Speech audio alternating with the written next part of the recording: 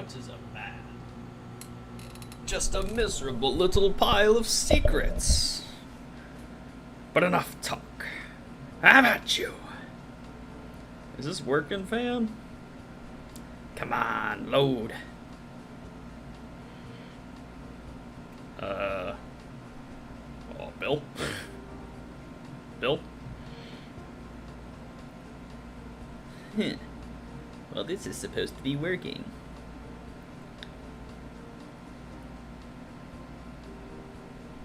Hey, looks like I'm working on Twitch. Why is YouTube not working? Oh, it is. Yeah. How's our audio? Audio's fine. Neat.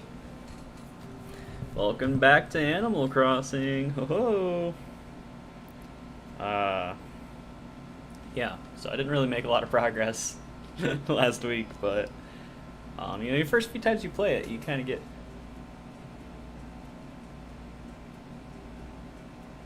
That's not supposed to happen.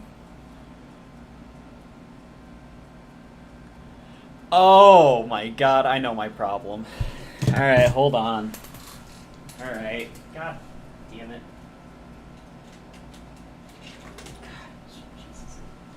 Put the wrong goddamn memory card in. Fucking messed me up.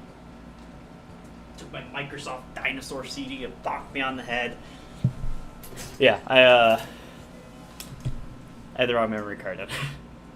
It's quite simple. Yeah, let's go back to Big Town, baby. Alright, cool. I know I'm not playing it at the right time. I'm playing it 9 hours earlier than it's supposed to be, but oh god, I want to be able to have like the shop open and stuff. God,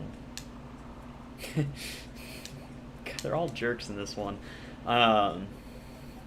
Yeah, so sorry about recropping the video every time, and sorry that my camera does not white balance properly. But I have a lamp in the background now because I changed where my lamp is. It's quite simple. There's not much thought to it. Oh my god. Oh my god. Yes! Mail. Okay. So now I'm gonna start getting fossils. Oh Jesus. I'm gonna start getting fossils now. So I gotta mail. All right, I gotta mail what I have here, and then a trilobite. Nice. Okay, so here's the rule, right? You take it to the museum if it's new.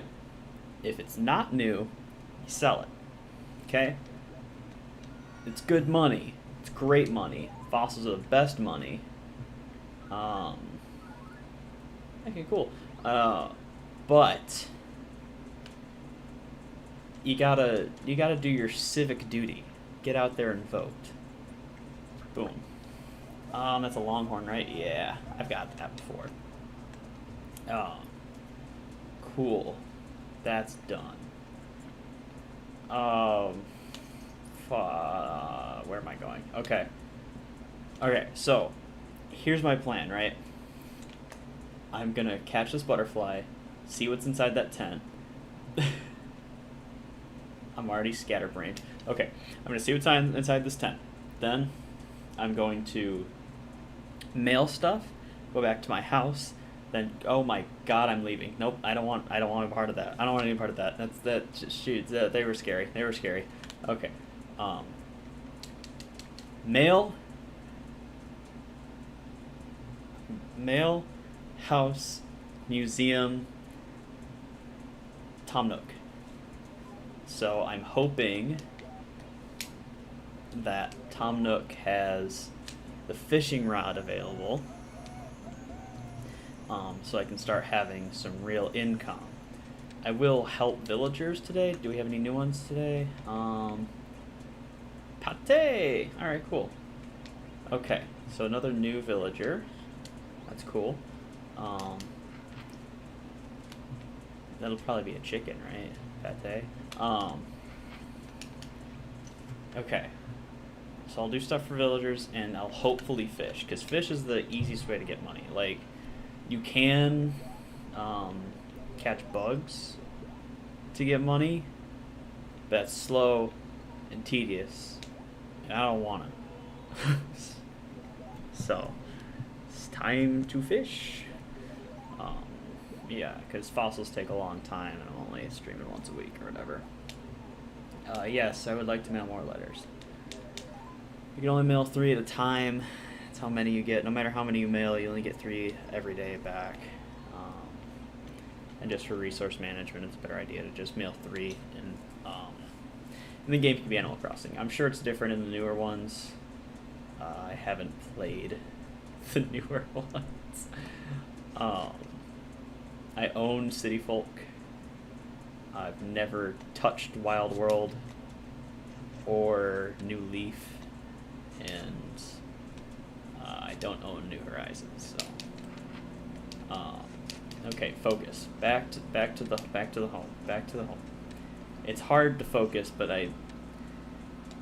this game's so fun to just walk around and not have any focus. That's what's so inherently good about it. I was playing Harvest Moon: A Wonderful Life today, and although it's similar in the life simulation kind of genre of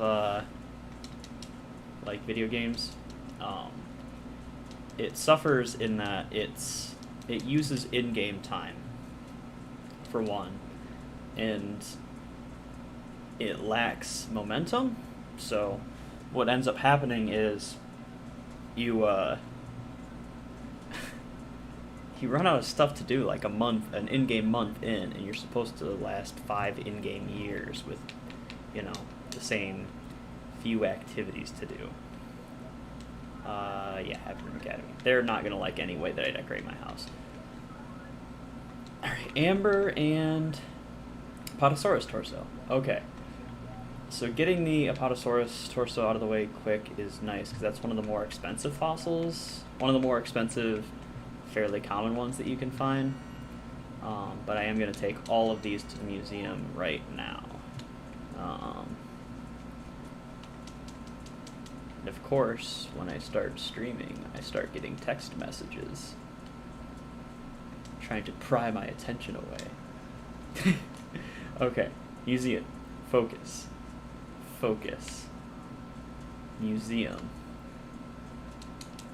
Only weed can get my attention away. Okay. Alright. Focus.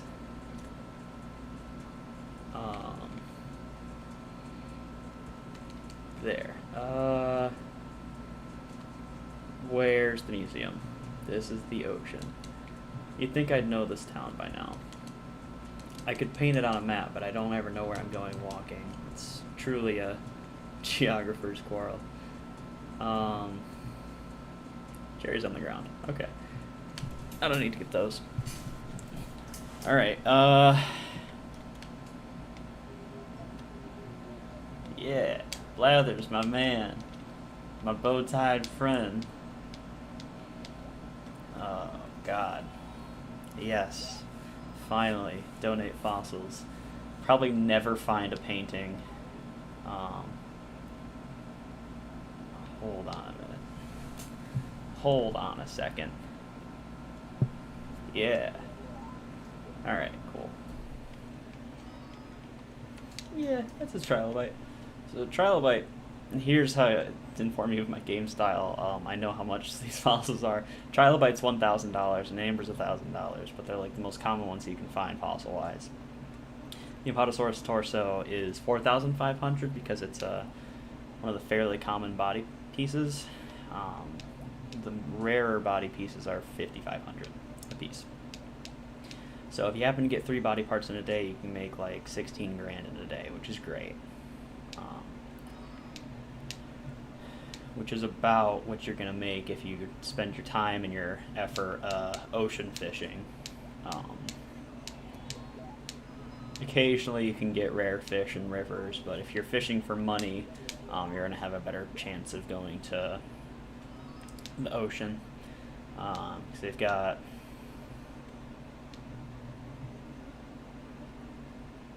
I don't know what the one is, but red snappers and barred knife jaws are expensive. And the third one's probably a sea bass. That one's not particularly expensive, but red snappers are $3,000 and barred knife jaws are $5,000. So each one of those that you catch puts a significant dent in whatever debt you have. So last time I cut $10,000 off of a $140,000 debt, so I'd have to get 130 divided by 5.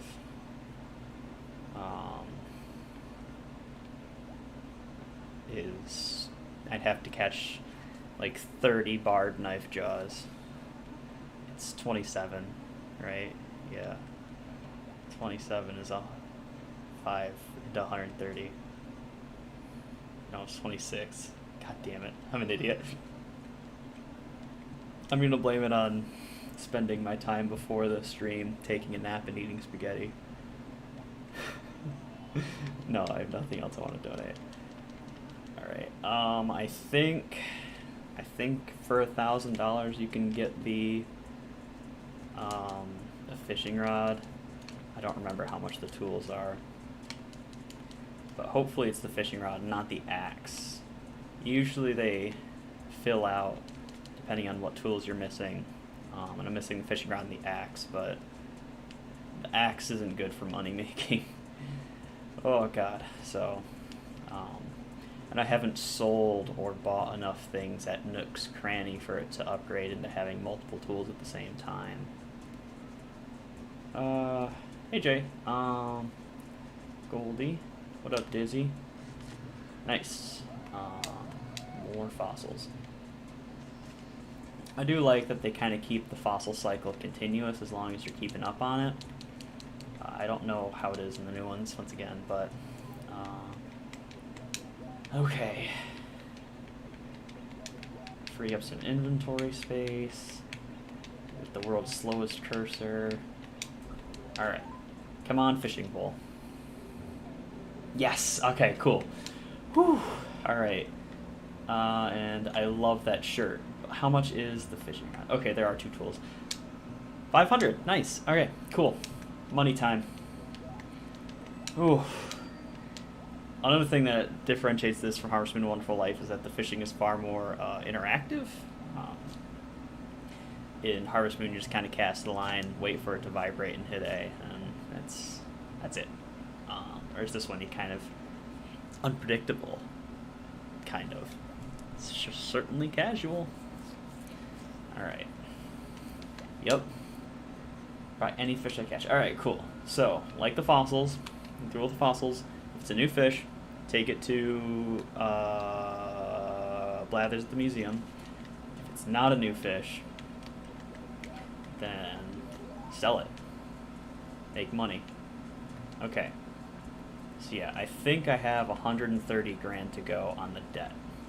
So I'm gonna do some ocean fishing right away, to see how successful it can be. It's been a while since I've fished in Animal Crossing, so bear with me, because I am not...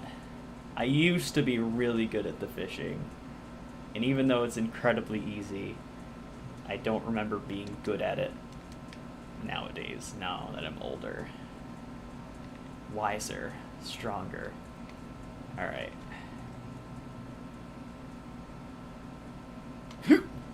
See?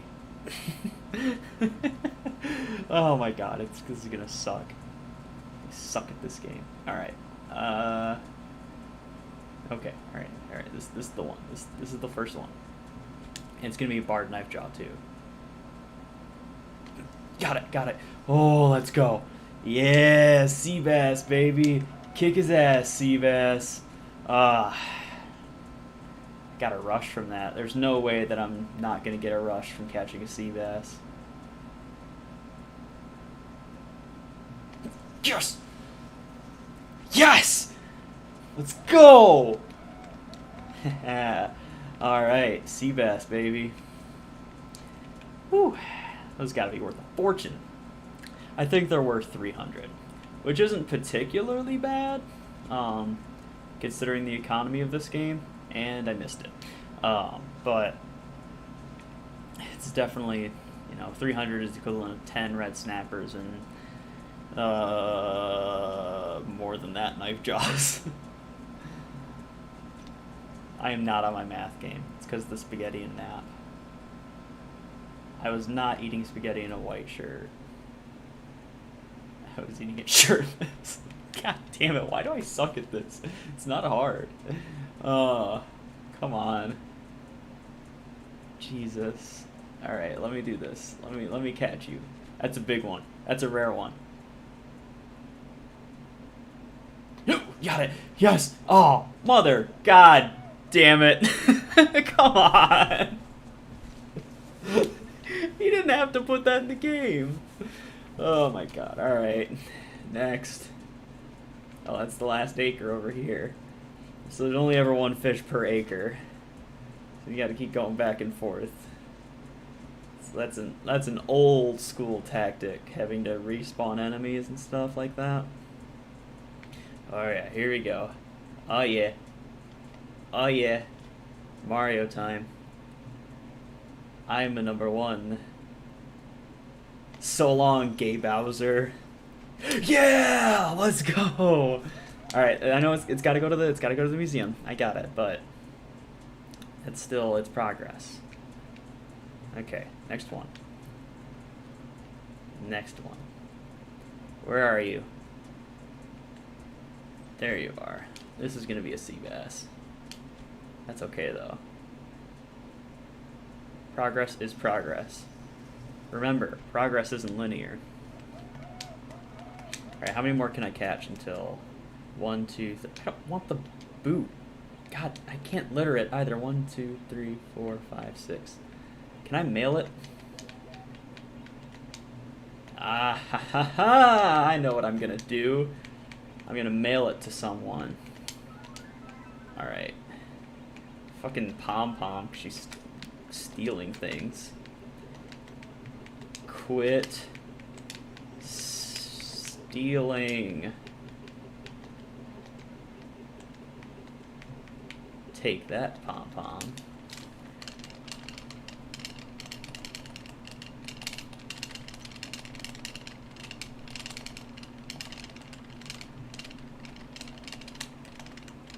That's enough emphasis. Alright, and put the boot in. Alright, cool.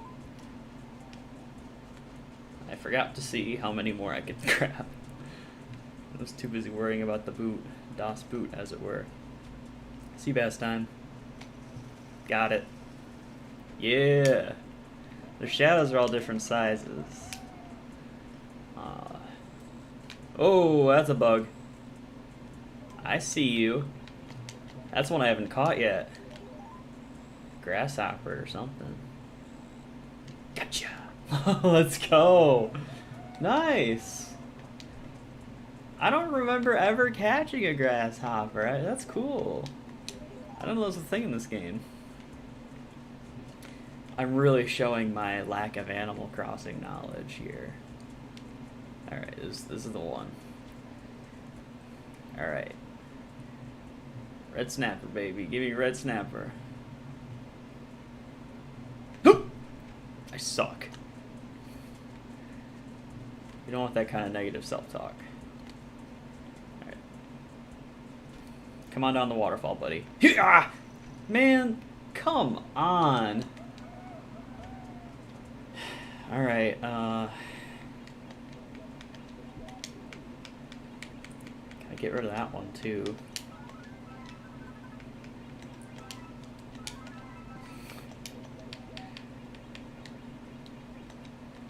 You know how it is.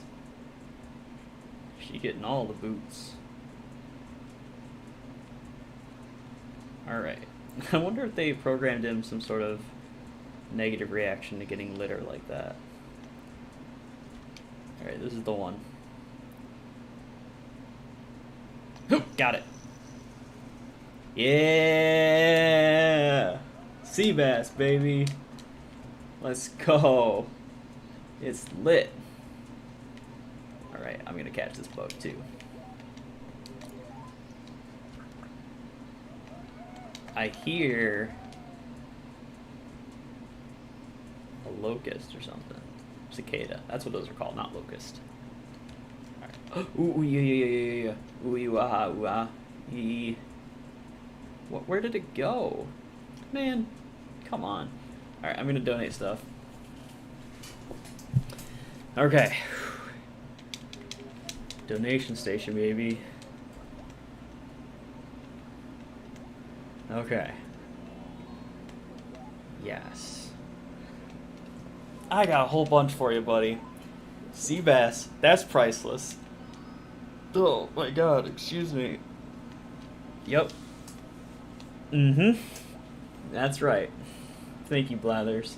Thank you for giving me worth. I had no self-worth before this. I gotta stop the negative self-talk. That's just not a healthy habit. Yep. Alright. Red snapper. Yes! A red snapper!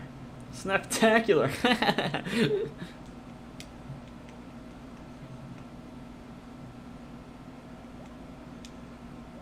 Awesome. Yeah, I got that grasshopper. And I don't know if I've already donated a swallowtail butterfly or tiger butterfly or whatever that's called. No, you're right, that's a grasshopper. A cricket, you may be calling it. Alright. Yep. You don't like them. I got you. I got you, pal. Yeah.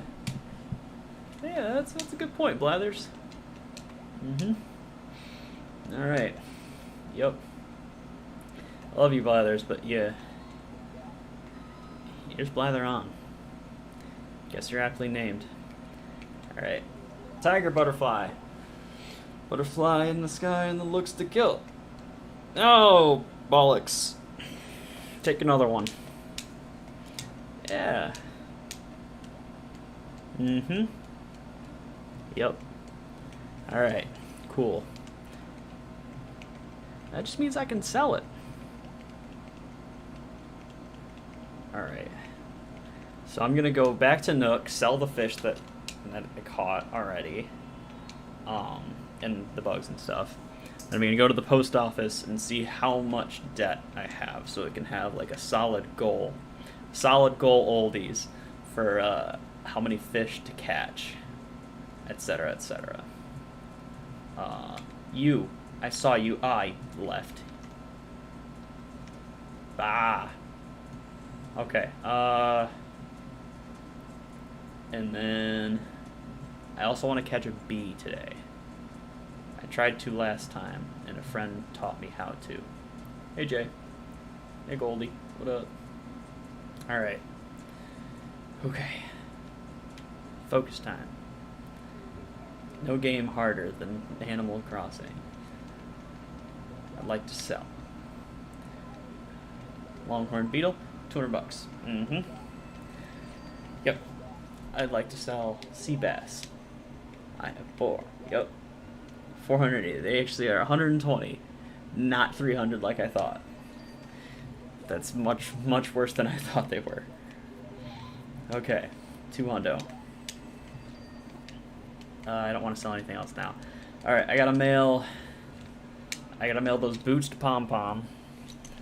And also get a figure on my debt. What kind of shirts are these? Misty shirt, white ring. I'm good.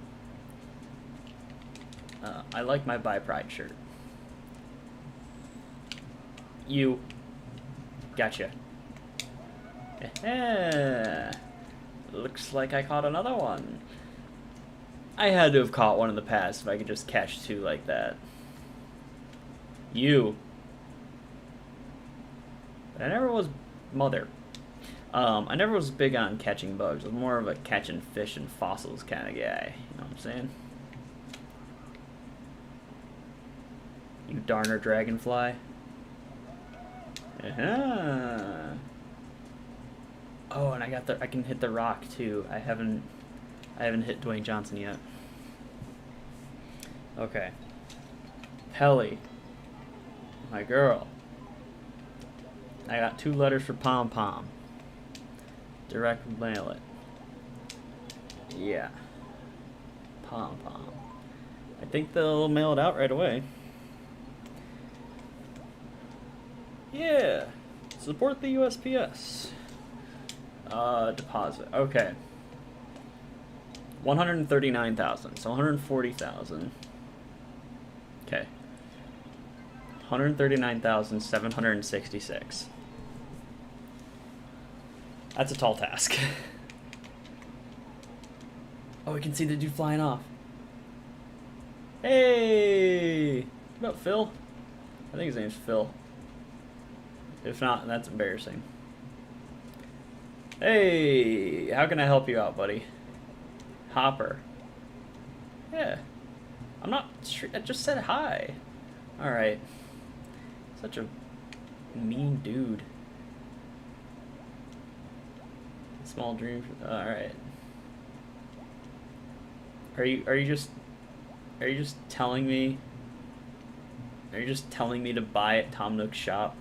Thank you, Hopper. Rock Hoppy Penguin. Where's the police station? That's over here, right? Yeah, they gotta have some stuff I could take. Take these broken wings. What do you...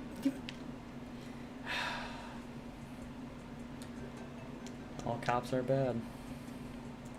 Alright. Fishing time. Alright. 139,000. That's ridiculous. Cycle of death. So absurd. Just as a concept. Ah! No, man, I just am not good at it. It's a little bit easier. I'm using a wired controller. When I had played, my last time I played, I was playing with the wireless Wavebird, and the Wavebird does not have vibration function. Ooh, sea bass! Ooh, ooh, ooh. Alright, next one. I see you, grasshopper. I'm saving up for fish, though. I guess I could just, like, release the sea basses. Mother trucker. That hurt like a butt cheek on a stick. Alright. Nope, that's not a good angle. That's a good angle. Let me have it! No, like, gosh, I just am so slow. Okay. It's gonna be the longest stream ever of me just fishing. It's like an actual fishing trip. I went fishing once in my life. And sea bass, baby! Only 1,000 more of those. I went fishing once in my life.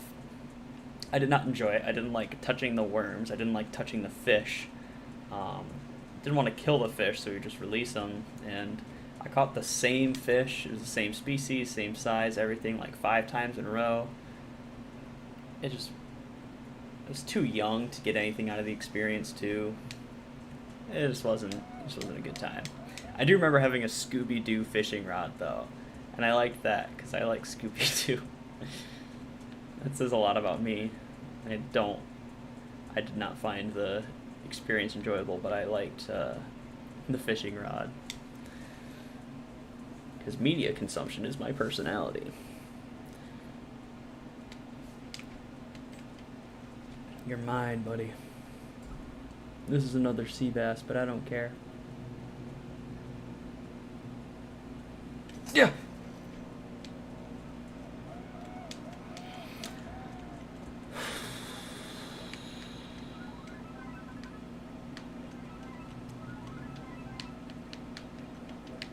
All going to Pom Pom, no matter what. Alright, she's not a nice person.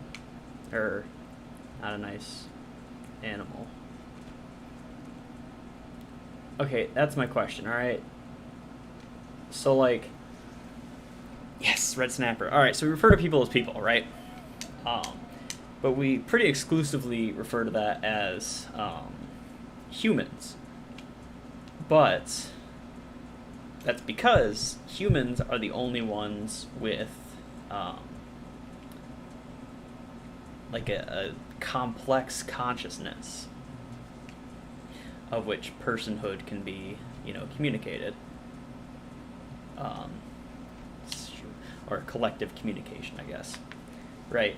So, like, my cat has feelings, thoughts, wants, desires, but I don't refer to him or the other him as a person because there's not, like, an active back and forth communication.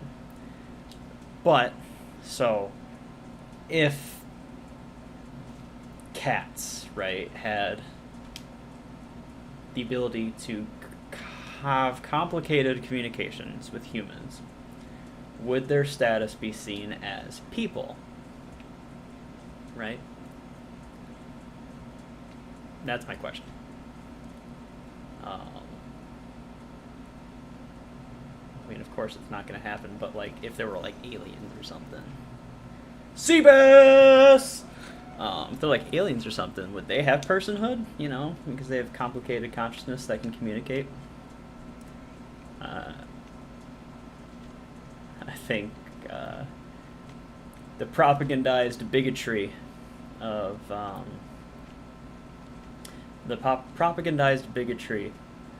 of humanity as it stands collectively would not be comfortable with that. I'm not.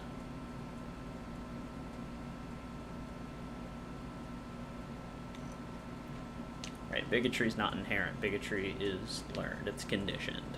That's why I say propagandized, because it's deliberate. So yeah. Obviously, it's a science fiction question, and it's obviously one of those, like, shower thoughts kind of things, but I think it's important to question what makes a person. Yo! Sea bass, baby! Alright, how many do I have left? I can catch 4 more.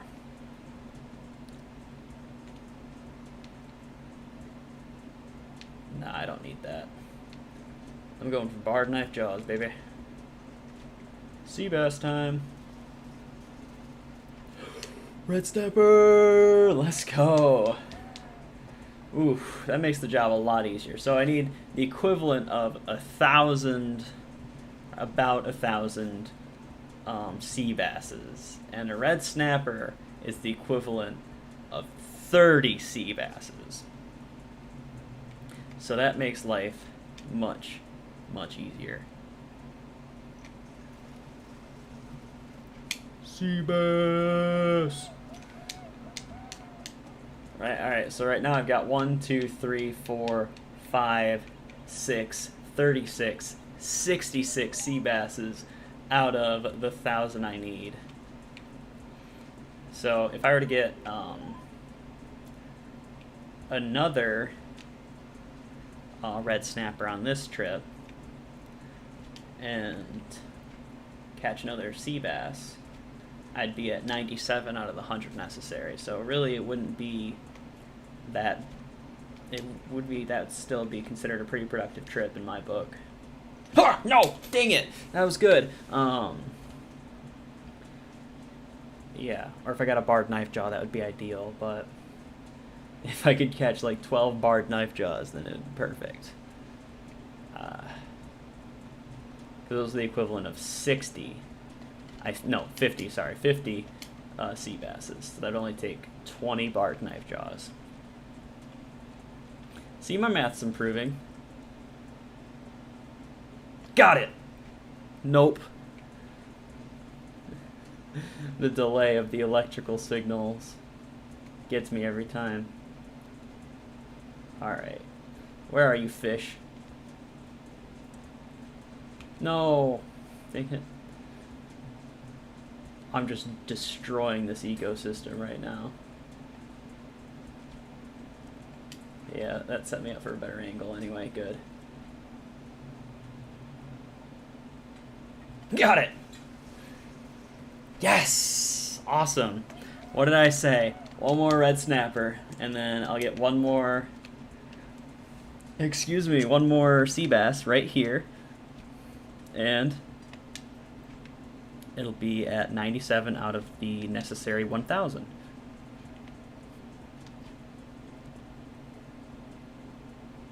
Come on down, buddy. Yes! Yeah! Let's go. Alright. Nook shot time.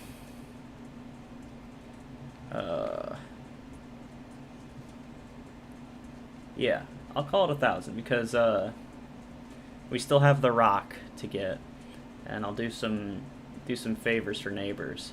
That'll help. What up, Jay? But I want to focus on fishing for now. So if you're watching the VOD, skip to later. All right.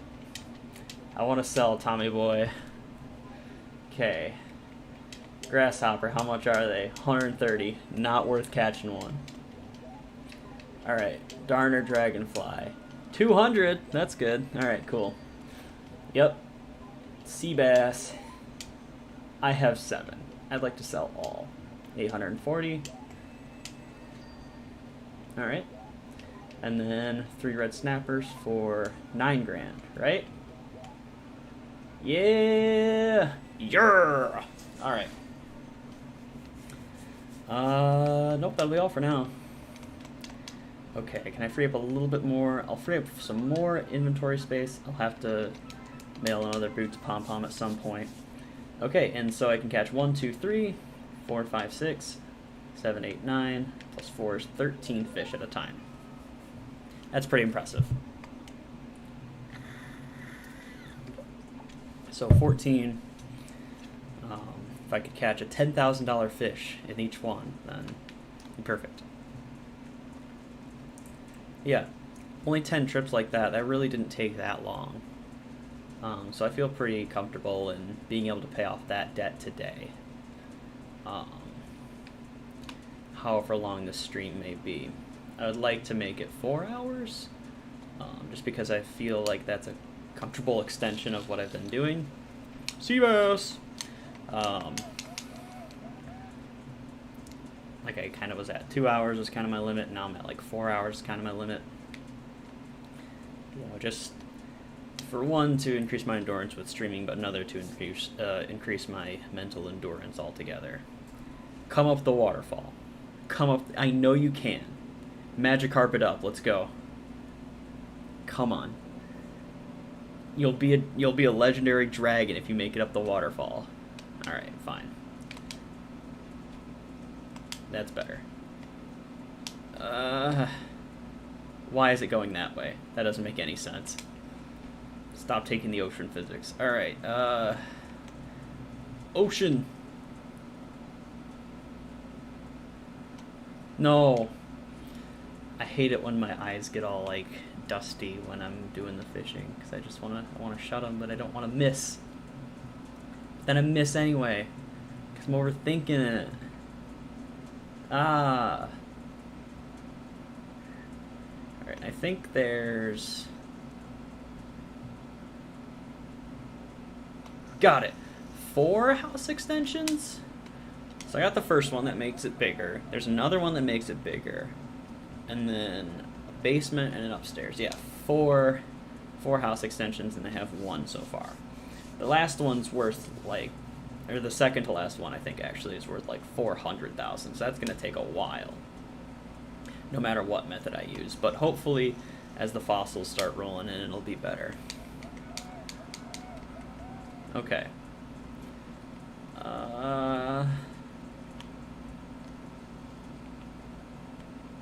Just make it a system, you know. Reap the fortunes that the sea has given me. Ain't no tragedy that commons here. This is all digital. This is a good one. I want this one.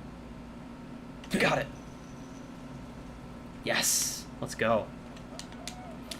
Oh, that makes life a lot easier to catch those. Okay. Like it's actually a relief to catch a red snapper. Alright. No!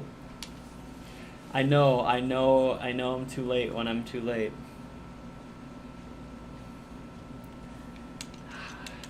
I know it. Alright. Get over here. Sub-Zero style, baby. Got it. Sea bass! Heck yes! Alright. How many was that? 2, 3, 4, 5. Alright, so I got 9 more. 9 more. Rack 'em up, baby. Rack City. You got it! Yes! Let's go! I don't know what the kind of check is on this, if it's just like an 8-bit check and it's randomly generated, or if there's like a certain pattern to what kind of fish they give you, but got good odds so far. A lot of red snappers. No barred knife jaws yet, but that's alright. Got it. Yo! Just as I said it, let's go. Alright, so that one's got to go to the museum. But now any ones that it catches is another 5 grand. So that's the equivalent of 50 sea basses.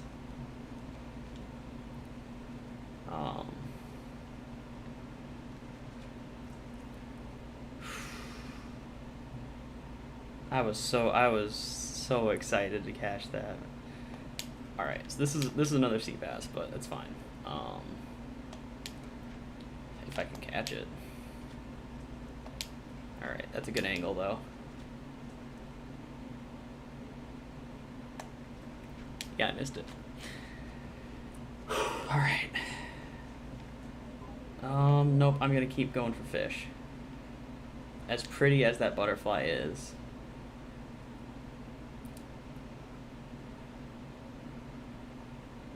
Got it. Yes, let's go. Good luck on this one. Good luck on this trip. Because I already have, yeah, 3 red snappers, and I've got a whole row of fish I can still get. And last time I only had 3 altogether. So that's another, equivalent of another 90 sea bass. Here's a sea bass. Yeah.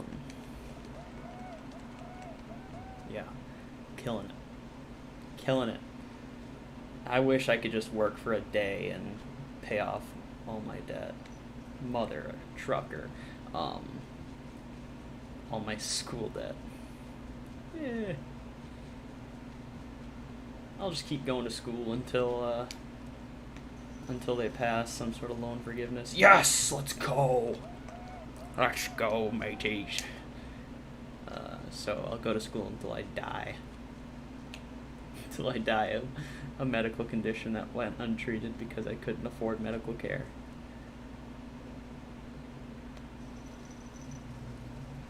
Yeah, sea bass! Let go! Alright. How many more can I catch? 2. Let's hope for 2 barred knife jaws. Yeah. I'm getting my hopes up for a realistic expectation. So that way, I won't be disappointed with the results. Uh-oh.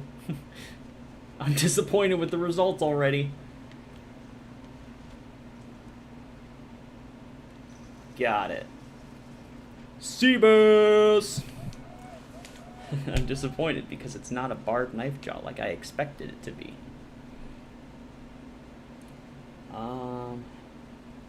So I've caught 4 red snappers this time, which is really good. That's a really good haul. This is probably a sea bass too, but it's fine. It all goes to the total. Got it. Yep, cool. Alright, so museum to donate the knife jaw, and then Tom Nook's to sell the rest. Yeah, I donated red. Oh, I caught 4 red snappers last time too. I just had to donate 1 to the museum, right? Right? Didn't I donate 1? Alright, I'm gonna go check the collection first to make sure I donated a red snapper. I remember donating the sea bass just because it was like, ah yes, these common fish that suck. Yeah, there's one. These common fish that suck are also helpful to the ecosystem. My boy Blathers was poppin', boo. Yeah. Alright. Yep, I want to donate stuff. There's so many sea basses. All right, take my barred knife jaw. That's worth 5 grand, baby. 5 grand. Yep. All right. Love you, buddy. I gotta get profiting. I am a slave to capitalism, and their chains are rattling. Come on. Nope, I'm good. Okay. Time to sell things. Okay.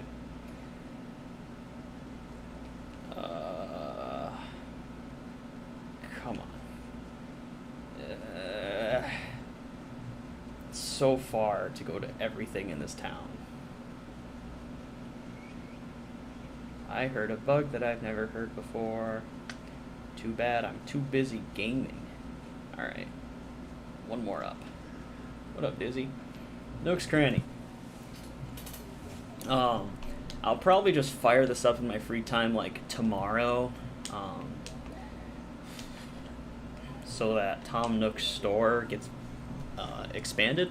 Because the amount that I'm going to be selling... the amount that I'm going to be selling today is definitely going to be enough to put him over the edge for the next shop to be built. Yeah. And I don't really want to flounder around during my next stream without Tom Nook's shop. So I'll probably just fire it up just to activate it, but I won't do anything just because I have integrity. No, just because I want to do this on screen. Excuse me. Yeah, that'll be good. 'Cause I think it's 50 grand that you sell or buy at his shop. It's 50 grand. He expands it to Nook and Go. Yo. And then I think it's another 200,000 that you buy or sell to get it to Nookway. And then I think it's 250,000 and a visit from another town's villager for Nookingtons. I've only ever gotten Nookingtons once. That was when I was playing this last year. I was on the last debt when I played last year, but I started working again and just went by the wayside. So I've never actually finished the debt. But that's what I'm going to do on stream. I've played probably like 300 hours of Animal Crossing and I've never finished the debt once. Mother gosh dang dang dang diggity dang a dang dang dang diggity dang a dang. I've never finished the museum either, of course, but that's a lengthy venture. Got it. A very lengthy venture. Hello, kitty. Would you like to join the stream? Jack might be joining the stream. You can come up here, Jack. Yeah. You come here. Yeah, come on. He likes attention a lot. Very happy to have my cats living with me again. So now I'm fishing one-handed so I can also pet my cat. Okay. Let me have the fish. Got it. Or maybe he just heard me talking about fish and wants some. I can't feed him fish. He doesn't have teeth. My cat had a lot of mouth infections, so unfortunately, most of his teeth fell out, and the last few that he has left are on the verge of falling out. But there's not a lot you can do for that, especially because it's so recurring. Red snapper, baby. Especially with a cat that overgrooms like mine.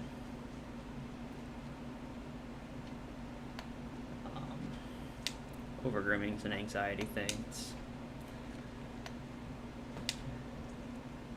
Oh, I missed it.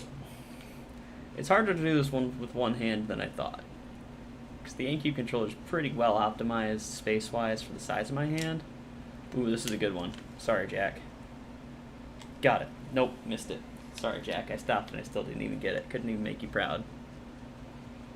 Okay, now you're just too far away. I can't pet you all the way over there. Sorry, bud. It is a lot easier when your cat loses his teeth to let him bite you when he's playing, because you know that kind of engages their hunter instinct and makes them feel good. But when they have teeth, it hurts, so you don't want them to do that. But when he doesn't have teeth, it's a bit easier, just let him do it. Red snapper, baby! Alright, okay. 9 more. I checked last time at 5 too. I gotta get rid of that. Yeah. Okay. So I'm at 24 grand right now. Missed it. Oh, here he comes. Come here, Jack. Come on. Yeah. Among other anxiety things, he's also very nervous to step on people. I don't know what he experienced before I got him, but he's always been that way since we've had him.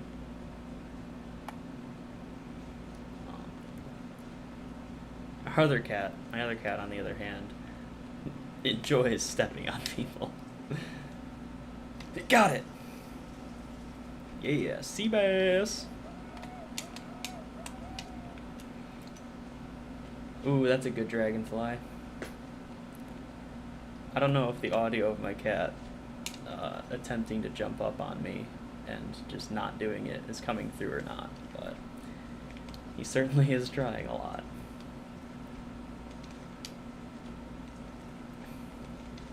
Come on. This is the one.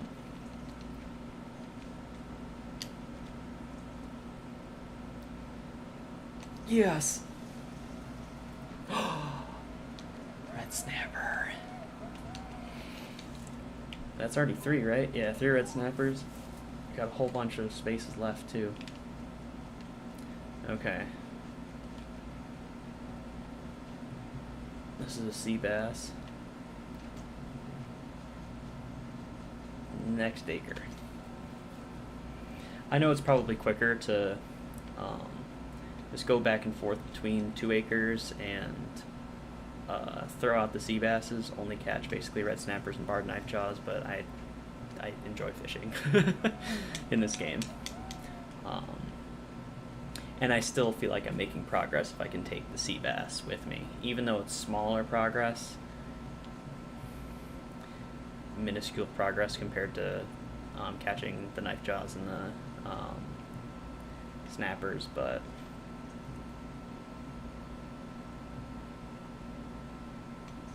got it. Yeah, sea bass. Ooh, ooh, ooh. All right. Hey, grasshopper. Got it.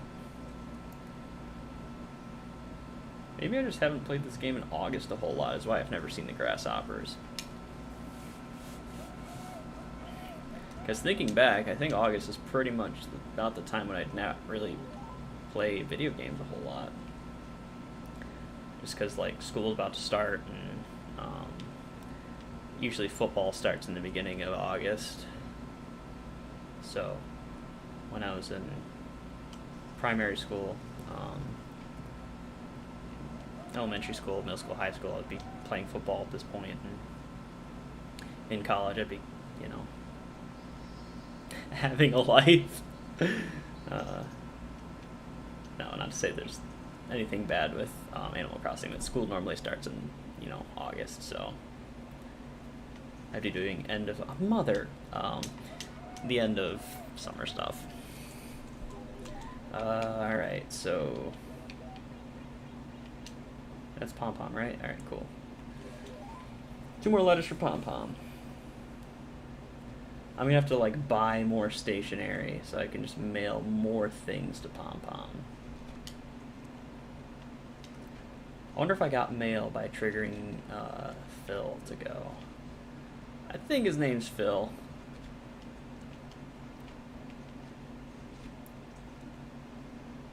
Golly gee willikers.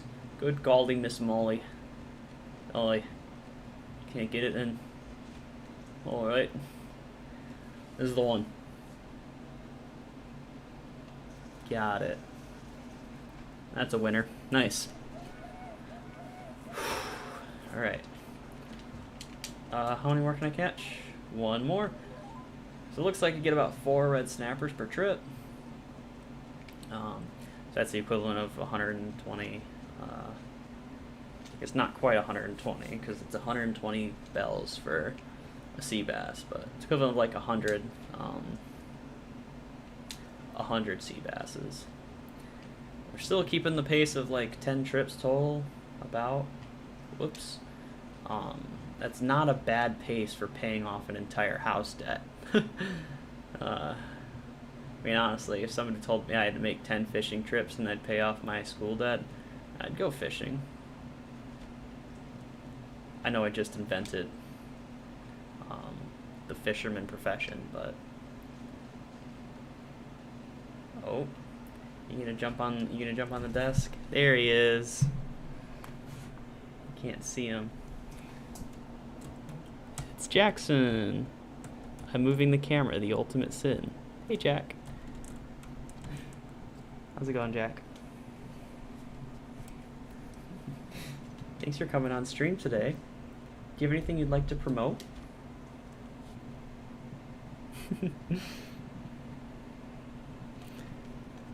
You're just distracting me so I can't pay off my debt, Jackson. Jackson Katzen. Cool. It's such a cute kitty.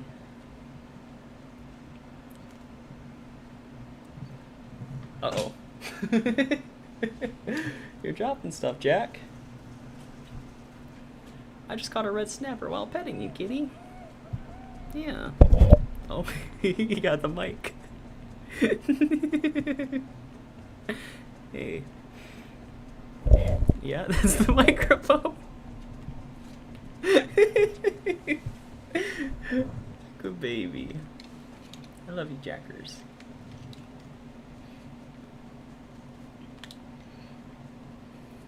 Let's go to Tom Nook's, Jack. Yeah. Make money off of the fish. There he goes. Good job, Jackson. Such a good kitty. You should go see if Hoopy wants to be on screen too. You know Hoopy likes attention like that.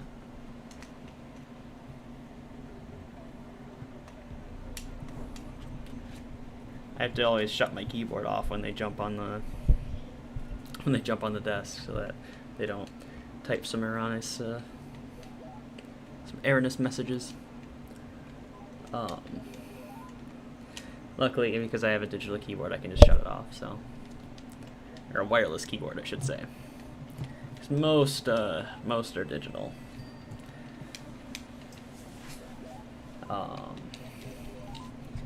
There's a few of those loud clicky clacky ones. Those are like an analog, mechanical is what they're called, keyboards. 15 grand. Nope.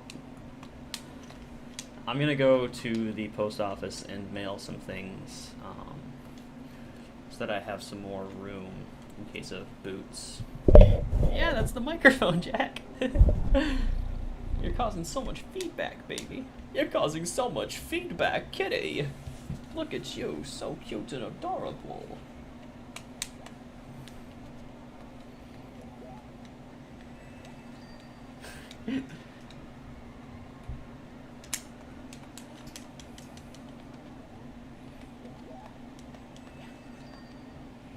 Hey, Jack. Yeah, such a good kitty. This is my life, playing video games and petting my cats. Can't ask for much more in life, honestly. Hey, Jack. Such a good kitty.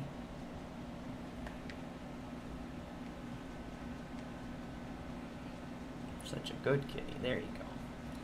We're gonna mail some shoes to Pom Pom because she keeps stealing other villagers' items.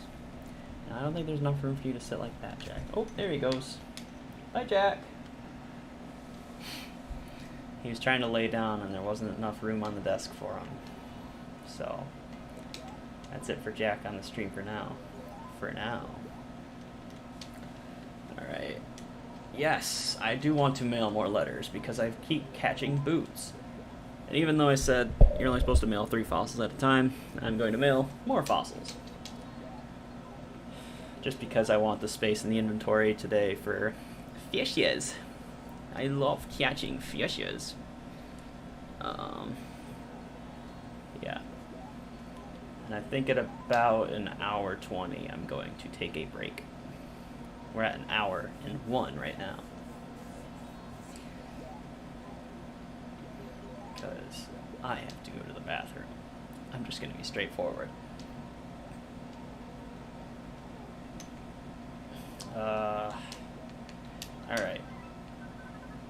Right, 4 letters to Pom Pom. No, not the... Yeah, museum, whatever. And Pom Pom. She is going to get annoyed with so many letters containing shoes. Old shoes. Hey, Phil. I'm going to check my mail. And then head back down for more fishing. Nope, I don't have any mail. That's okay. I'll make sure there's no bugs in my house. Because I might want to decorate later if I have some extra money. Yeah, get out of here. I got my drum, my watermelon chair, my upright base, my journal, my folding chair. You gotta have a folding chair. My tape deck that has no tapes in it. It's not like my tape deck. My tape deck is a tape deck / CD player, and the CD mechanism is broken. So I was gonna fix it, but I got a screwdriver bit stuck in one of the holes that there's a screw in. So I can't fix it until I find a magnet small enough to fit in the hole, but strong enough to grasp onto a screwdriver bit that's stuck in plastic. At this point, it'd probably just be cheaper to replace because I'm pretty sure it's a $30 machine. Nobody buys tape decks anymore. But I like tapes. I know that as somebody who understands audio quality to a certain degree, hence this stream, I understand that tapes are not a good high quality medium for sound to be conveyed on. But growing up in the era of at the end of tapes and kind of like still early use of CDs, so like consumer speakers or like mass market consumer speakers weren't particularly good, and my brother and I, we listened to a lot of burned CDs growing up. Got it. Seabus! So I actually get nostalgia from some of that staticky noise that comes standard with hard digital forms of music. You know, because a lot of that static doesn't come through on, you know, I guess true digital, where you just are playing it from your phone directly to a speaker, or an iPod or something like that. But just hearing that crackly speaker noise, I feel a warm sense of nostalgia, and that comes pretty standard with tapes. And there's some albums that you can get for like really cheap, because tapes aren't particularly popular. So there's some really good albums you can get for a very cheap price. So like, I bought Billy Joel's The Stranger, which is one of my favorite albums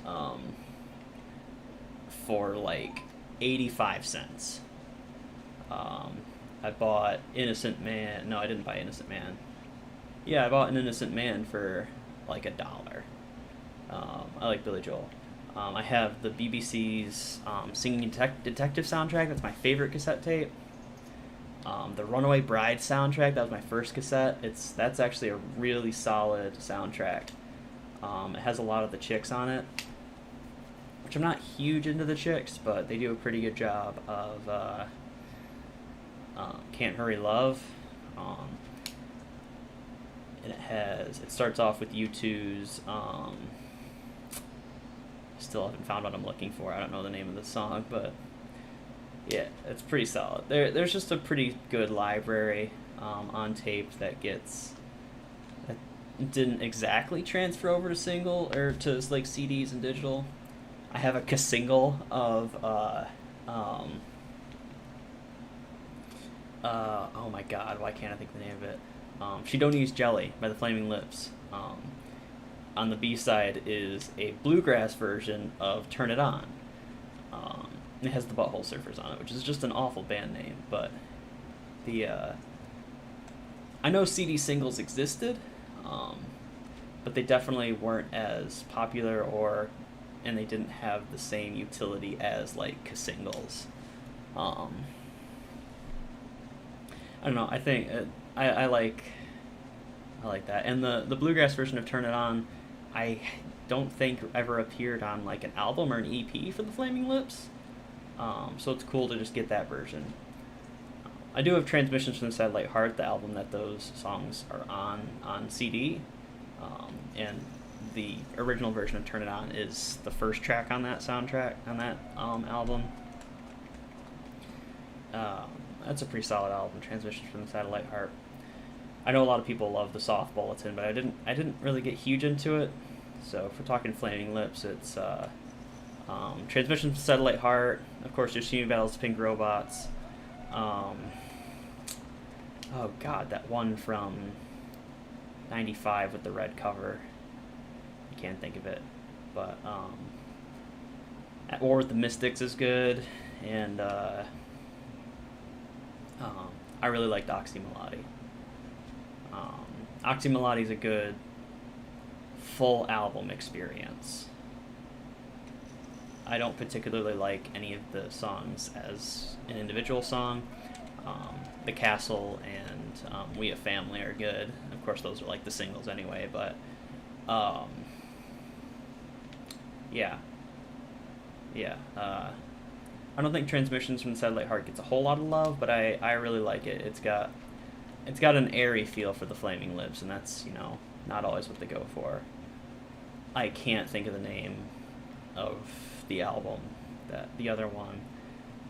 It's actually probably my least favorite of the ones that I like, but it's like the one that they kind of broke through with. But Yoshimi Battles Pink Robots is very much their opus. I know it's also their most popular, but I think for good reason.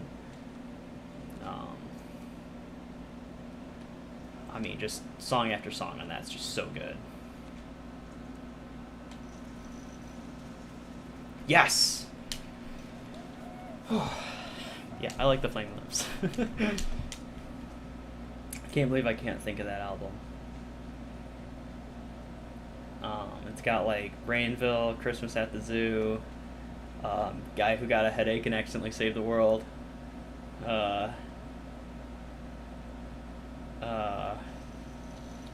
God, it's got a song that was in the Batman movie. Oh my god, why is my mind blanking on so many things? It must be a bad depression day. It's not. Oh my god. In my mind, I've got a song from Transmissions with the Satellite Heart, song 2. Oh my god. I'm gonna have to Google this. Alright. As I stand here with this sea bass, I'm going to take a break. I'm going to Google Flaming Lips, and I'll be back in like 5 minutes, maybe. I don't know. See you soon.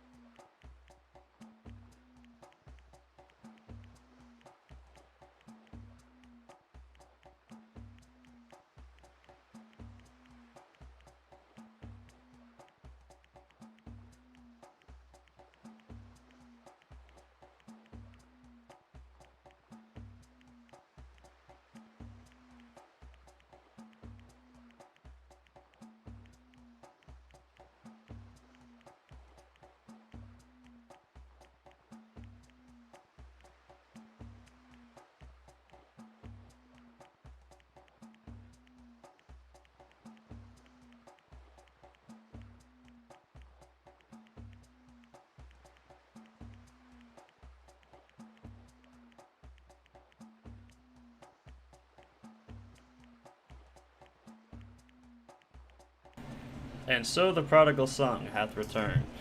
The album from 1995 from the Flaming Lips was Cloud Chase Metallic, and the song that I was thinking of that was featured in Batman and Robin for a very brief moment was Bad Days, the orally excited version. People rightfully recognize I don't know much about music, but the music I do know, I know.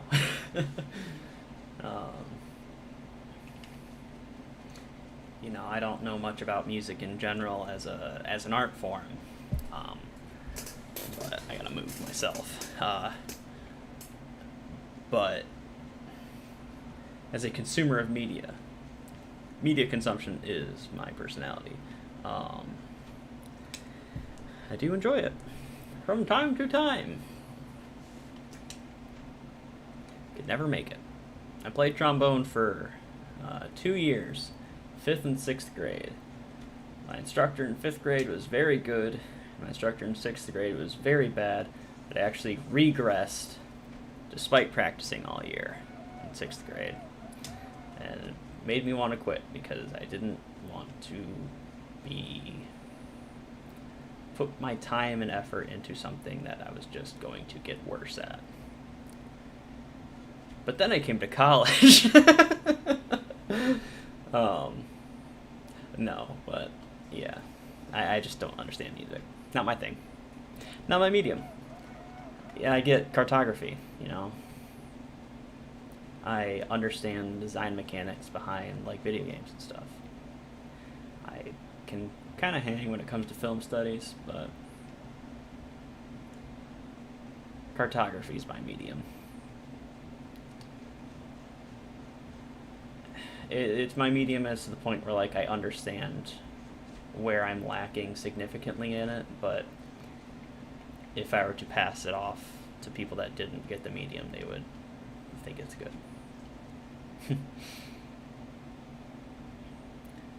I was looking at some jobs today to apply to in the GIS and cartography profession. Yes! And I'm not going to say what company it was, but one of their job postings was asking for somebody in GIS that has high level of detail in cartography skills and can ensure a quality product, and they had their portfolio on there, and I don't think whoever runs the company really knows what good cartography is, because the people that did the cartography obviously were able to put a lot more time into certain aspects than others. And I don't know if that's because that's what the clients want, or that's what I'll just let it go.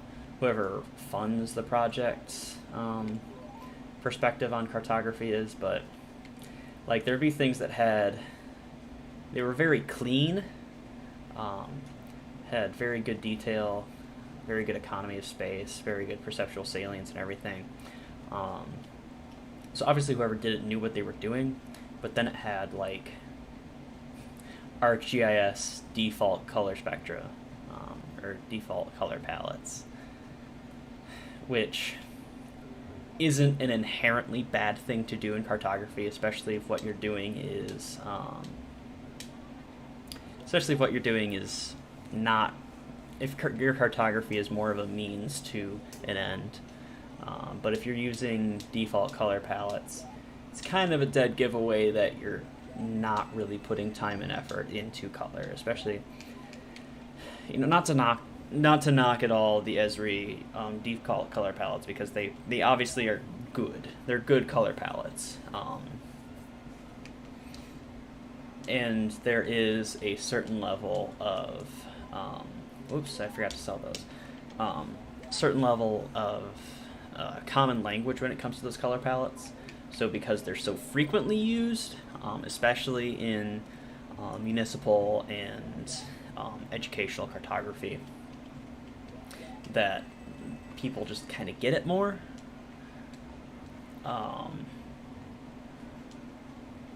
So there's that aspect to it, which that might have been their goal, but if your goal is to make appealing and good cartography, you're going to establish your own color palette. Which is why people in cartography, real cartographers, not to say they're fake cartographers, but there are some people that cartography is their living. They are contract cartographers. They make maps. They don't produce maps as a means of as a means of data presentation. They produce maps as a means of art or education. People that do that have to have a very strong understanding, grasp of graphic design and graphic design programs. As you get better and better at cartography and become more intense, you stop using programs like ArcGIS and you start using programs like Adobe Illustrator, Photoshop, things like that. The equivalents of Zara. I use Zara when I do any sort of graphic design, quote-unquote graphic design. I'm still amateur in a lot of these skill sets, but yeah. So that's not something that's often conveyed at entry-level classes. But as you get into more professional world, you start to pick up on these kind of things, right? What's the goal of cartography? I'm reading Mapping the World right now. I can't for the life of me think of the author names. They're not cartographers or historians or map makers. They're a documentary filmmaker and a philosophy instructor that wrote the book. But they do a good job of conveying the goals historically of the medium of cartography and what it means to produce maps and things like that. And usually, right, maps are in an interesting position as a medium where I guess this is in most media, but because they are at the intersection of being a tool and being an interpretive art piece, not an art piece, but an interpretive piece of medium,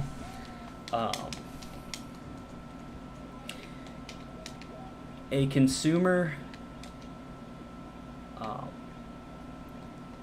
should not realize that what they're using is a map. If you know what I'm saying. And here comes Hooper. Hey, Hoopy. Right. Like if you open up your phone and Google Maps, right, it becomes such second nature. Or if you're opening up a road map, you're just following along what it is. You envision yourself there. Or if you open a history book and you're looking at where the countries are, right, that information should just be contextualized into you. It's like you're reading a story, right?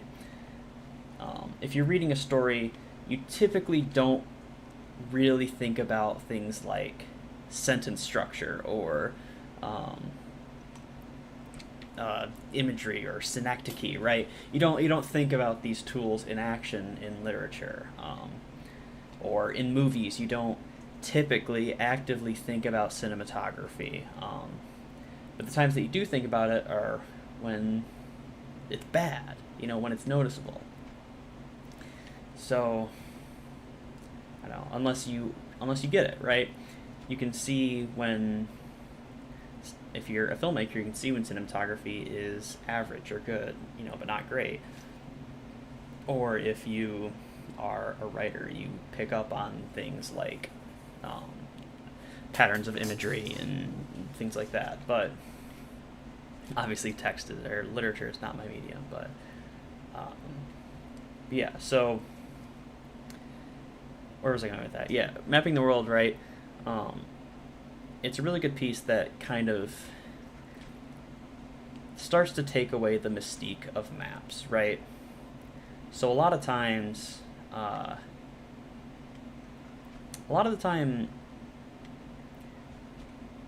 maps are kind of considered a finality of information, right? The be-all, end-all. It's what is perceived to be correct. And that's true. That's not wrong. But it's not the full truth, right? They do a good job of, let's go. There it is. Yes.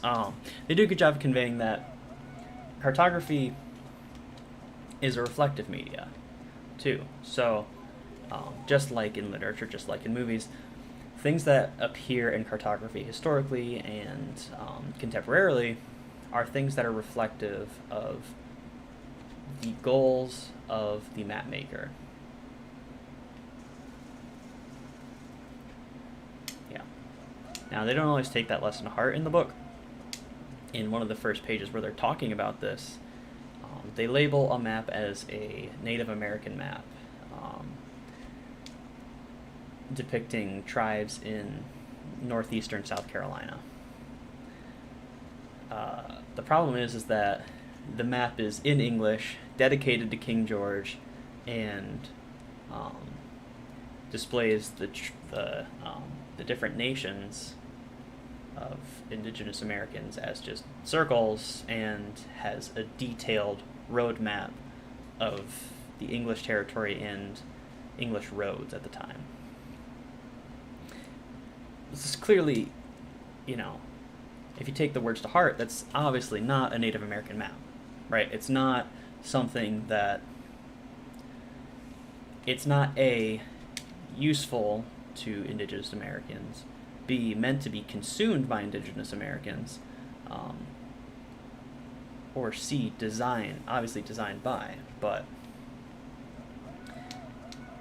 so that tells a deeper story, of how colonization happened. Yes, sure, it probably was designed and drawn and surveyed, etc., by an indigenous American.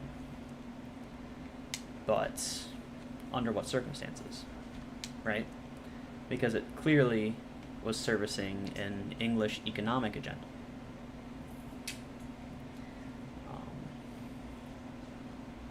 So, I don't know. Whenever you consume a map, just keep that in mind, right? What's the goal of it? What's informing it? If you're looking at a roadmap, there's information there, but what's informing that information, right? The roadmap. Roadmaps are very utilitarian, but they're utilitarian in a capitalist sense, right?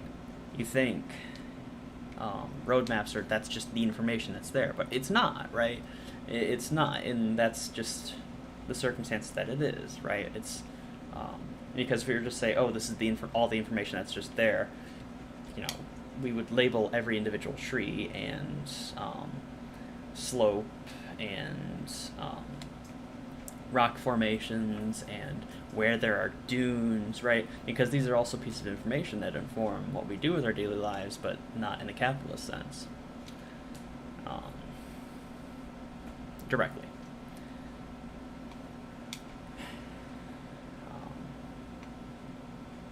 Yeah, that was a long rant about cartography, but I've just been thinking about it a lot lately because cartography is my jam. But yeah, whenever you consume any piece of media, it's obviously informed by the environment around it, whether positive or negative. It's trying to tell some sort of narrative. That's with maps, that's with books, that's with movies, that's with music, That's why I think, I'm not particularly a fan of rap music. Because A, I struggle to hear lyrics in songs,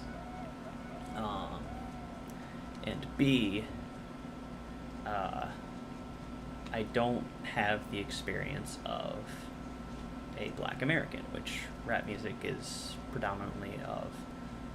It's such an effective medium, right? I'm not personally a fan of it, but I can respect it as a medium because it so directly conveys, most often, some aspect of the experience of the rapper. And often, whether directly or indirectly, sheds a light on the social inequities, perpetuating the communities that rap is more popular in, particularly Black communities. It's not to say Black people are the only ones that do rap. No, it's just poetry is more easily consumed when its meter is backed to music. And poetry is a good way, through the economy of language, to shed a light on the experiences of an individual, an author, a group. And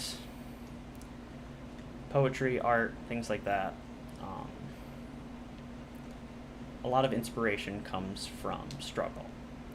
That's not to say art only exists in struggle, because that's a fallacy that should not exist, right? Art is more often than not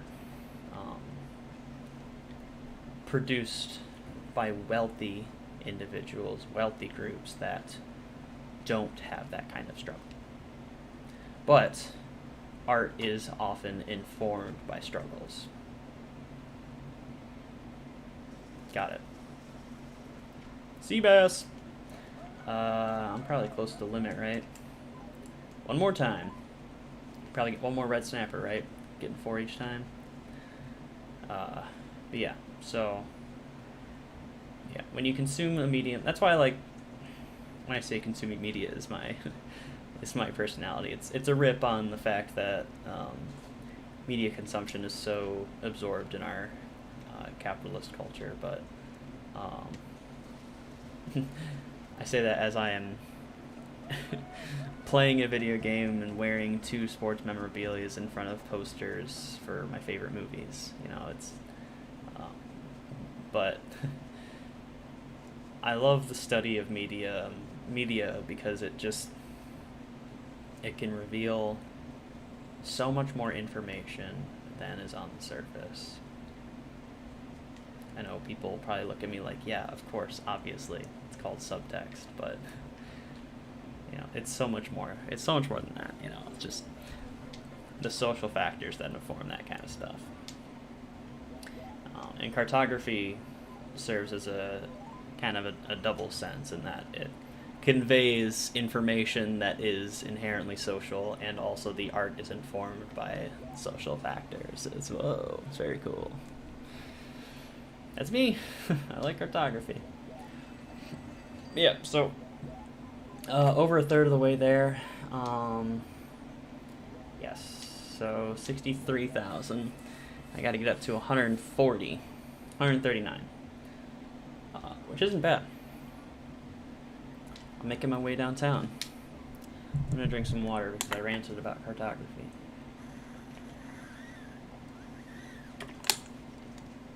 I drink a lot of water. I can't drink soda. And pom-pom. I'll see if she got my letters. Hold on. Oh, don't tell me. Yes, I am Alexandre. Of course I didn't forget. I've talked to you like 8 bazillion times. So what's going on? Let's talk. Have you sent any letters yet? I have. You're gonna get some. Oh, be careful what you wish for. Be careful what you wish for, pom-pom. Oh, I do know.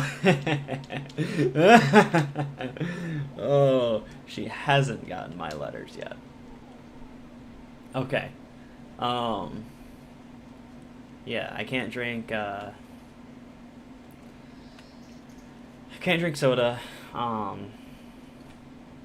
And the way that my understanding is that the way that my immune system functions is that because it is weaker, it requires more resources than the average body.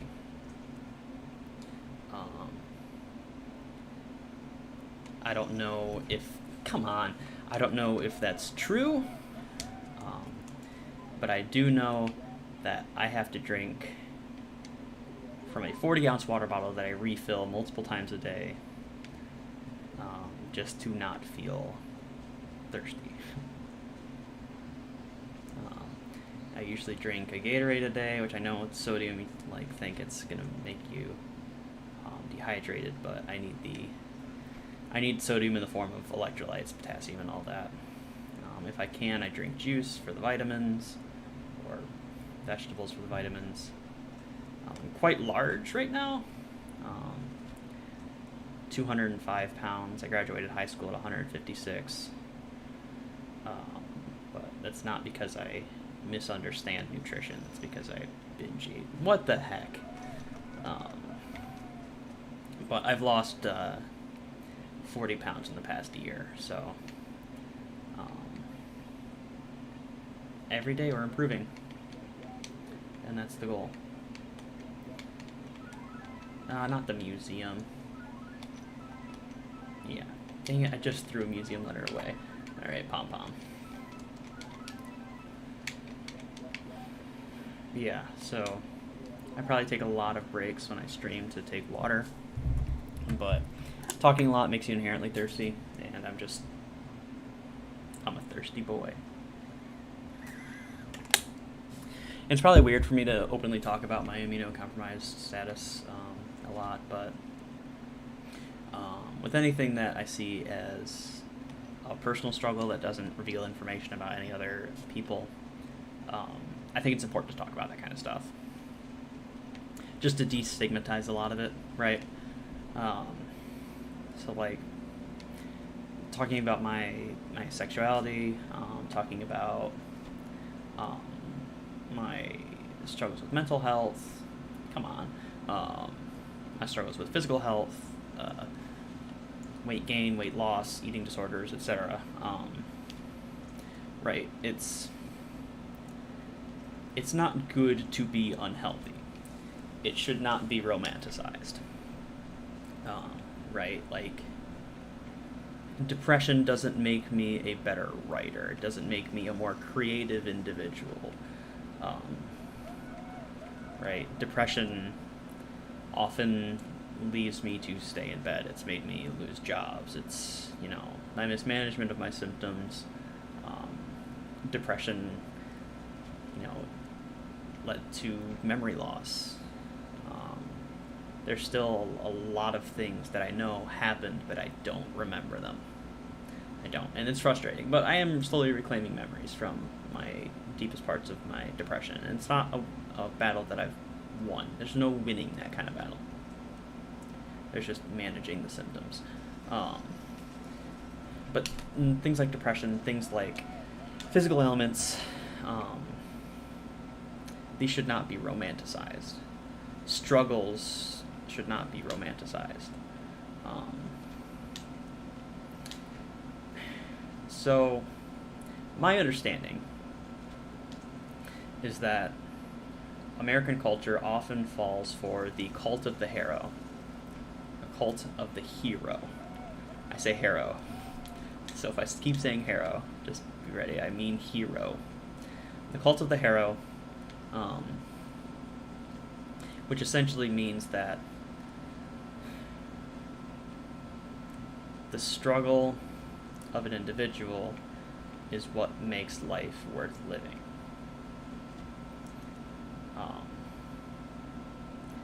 And that weakness should be discouraged. So it's a double-edged sword. On the first half, we have things like ableism, stigma, when you throw in dehumanization is when you get into shaming minorities, right?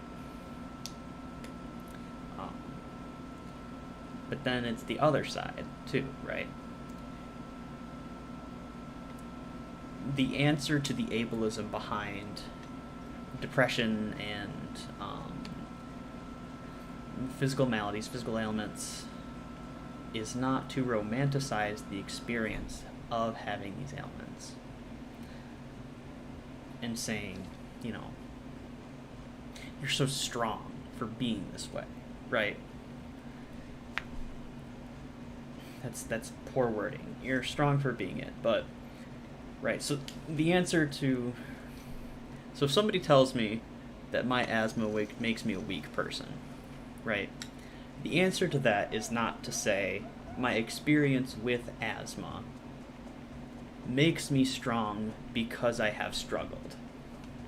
That's not the answer, because that falls for the same fallacy, where struggle is what makes your life worthwhile. It's just twisting it to work for your own ways. The way for that to work is that the answer to it is, I have worth as an individual, no matter what. However, every single individual has some aspect of their life, if not multiple, that need to be respected and accounted for, right? So, I'm not weak because I have asthma, I'm not strong because I have asthma, but I'm an individual who has worth, and I should not smoke. If you live with me, I need you to not smoke tobacco. I need you to not set fires. I need you to not spray aerosols near me. Right. Or like with depression, right? There's often the idea that being sad, being depressed is what makes you whole, right? It's, so many great artists were depressed when they made their great art. Yes, but many more great artists were healthy when they made great art. So the answer to the answer to ignoring depression through ableism is not, my depression makes me a talented individual. It's, again, I'm an individual who has worth no matter what my status is, and my depression needs to be accounted for when I go through my daily life. Oh man, not very lucky haul this time. It's a very narrow line, and you have to have a much more nuanced view than I have to it for it to be an effective view. But it's just important to know that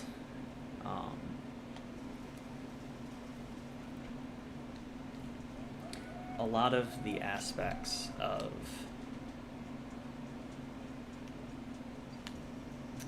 the self, right? Identity.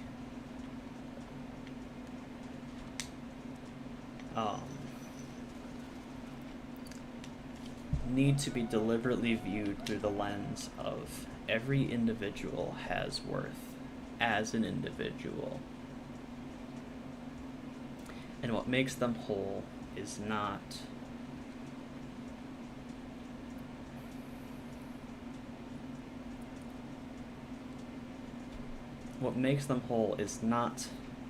the experiences thrusted upon them, but an understanding and empathizing with their experience within those experiences. And that's not to say, murderers and rapists are good. No, they're not. But you also have to understand that there's often a context to this stuff, right? Rape is a horrible, horrible thing. But we need to understand that it's not like a Criminal Minds episode where it's just one. It's usually not a Criminal Minds episode where it's one heinous individual who's off the rails of society, right? The context is that rape's usually somebody that you know, and it's not glamorous. It's there's a social emphasis behind it. How do these individuals respect the people around them? Same with murder. It's not to say you should empathize with a murderer's situation, but you should understand this is an extreme example. This is an extreme circumstance where the experiences of an individual inform their later experiences, right? It informs, it doesn't excuse, right? So I was, for a brief period of time, in an abusive relationship. An abusive romantic relationship. Not a physically abusive one, but an emotionally and mentally manipulative one. And that's not okay under any circumstances. My abuser, however, experienced abuse themselves.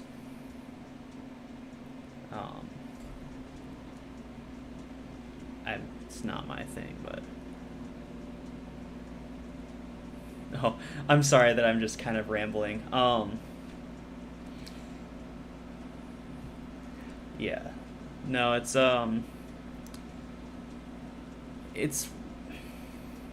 at that point, if you have quote-unquote shallow experiences, right, with people's lives, at that point it's just listening. As long as you go in anything with the mindset that, like, this is informed by something. It doesn't excuse it, but it informs it.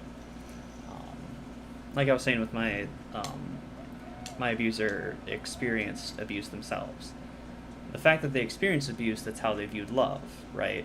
And that's informs why they abused me. It doesn't mean that it's okay, but it contextualizes the situation. So um, let's for whatever example, we'll say like myself as a cis white man, right? I don't understand the experience of a black trans woman, right? Um, I don't understand at all. Like, you could say that's a shallow experience, but a quote unquote shallow experience. Your experience is valid no matter what, because there's so many factors in your life that occur no matter what, right? That's another thing that goes into it, right?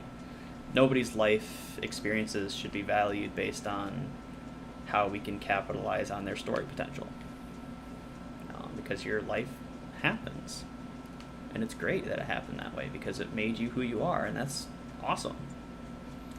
I don't have the experience of a black trans woman, so at that point, I just have to understand that there is context and try my best to listen and empathize with whatever context that is, I don't, I don't understand dysphoria, gender dysphoria. I have a lot of trans friends and siblings that, they experience that. That doesn't mean their situation is discounted, and that I won't understand it. But I can understand them as an individual outside of it, and if they need help, I'll help them.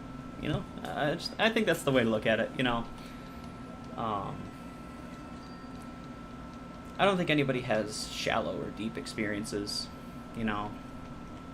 If you live a life of, I lived a life of pretty comfortable life. I live on my own as a college student and everything, and I obviously have enough money to play video games. So I have a pretty comfortable life. That doesn't mean my experiences are invalid. It's just the experiences I had. But the experience of playing football as a closeted teen versus playing football as a straight teen are a little bit different. But in the end, they're both playing football. So they're both experiences in some way, and everybody experiences some sort of struggle in their life. Just because there's an infinite number of variables,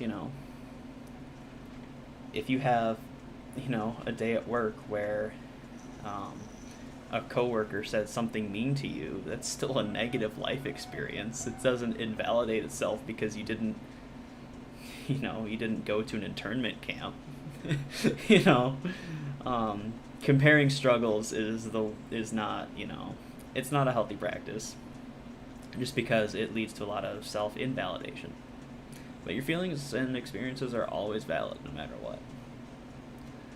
And I don't say that as just a token thing. It's,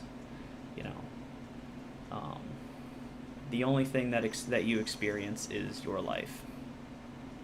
And that's all you can experience. And just being able to recognize that you're empathizing with other people is a big step, Yeah, I don't know. I'm not a genius. I just go to a lot of therapy. No, but yeah. How many more fish do I need? 67,000. Hey, I'm like halfway there. That's not bad. Fuck.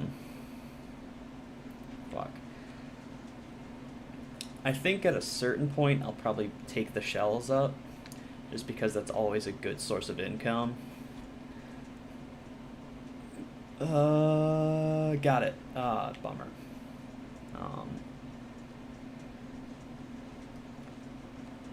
Yeah, especially because there's usually one or two rare shells around. And maybe I'll do some river fishing at some point, especially just to help fill out the museum catalog. I don't think it'll ever be my goal to 100% the museum, just because that really ends up being like a full year effort. But fishing, yeah, fishing is hard in the old Animal Crossing. I appreciate you saying that fishing is hard in the old Animal Crossing, because it makes me feel better about my fishing ability in the old Animal Crossing. Because clearly, I think I've been wandering around for the last 10 minutes catching like 2 fish. I totally zoned out while talking about empathizing experiences. And it doesn't help that I have to catch the equivalent of 1,000 sea basses. It helps that, but yeah. How are you doing tonight? It's good to see you. I was kind of rambling because I didn't really think anybody was watching. I apologize. Yeah, how are you doing? If you want to just if you want to throw out anything, I'll just chat about it, you know? I'm a white dude. I have thoughts about things. It's the white guy experience, is to have incomplete thoughts on everything. Whether good or obviously very bad. Alright, catch me a fish. Fish catcher, catch me a fish. Find me a find. Catch me a bass. Alright, oh my god, so many sea basses. I was getting a lot of snappers for a while, I don't know what happened. You're from Japan? Yo, that's dope! Thanks for jumping aboard the stream. I'm from America, from Michigan, and I study geography. Yeah, wow. So, what brings you on to an American stream, I guess? Are you in school or anything studying? It's good to meet you, Lavender Marmalade. That's a cool name too. I can just smell lavender marmalade. I like that. Yeah, are you in school or anything? I study geography myself. Japan's cool though.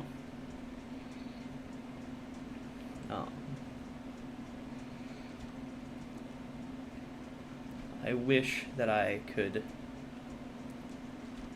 be bilingual so I could communicate with more people.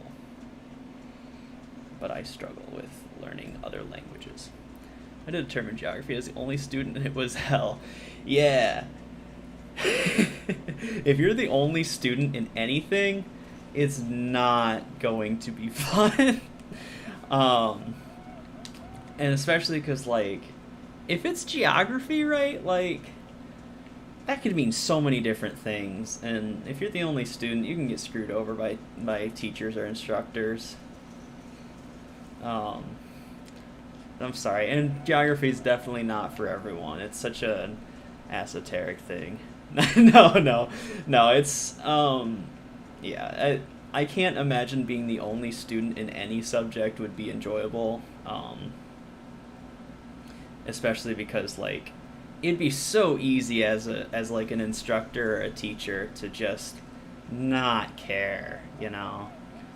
But geography can be hell sometimes. I think, I like it, it's my profession, but, it's not for everybody. Nothing's for everybody. Hell. I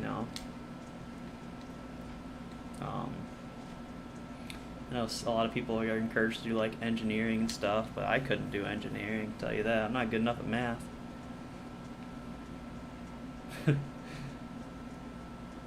Don't tell my stats professor that. Oh my god, I have so many fish to catch. Oh man.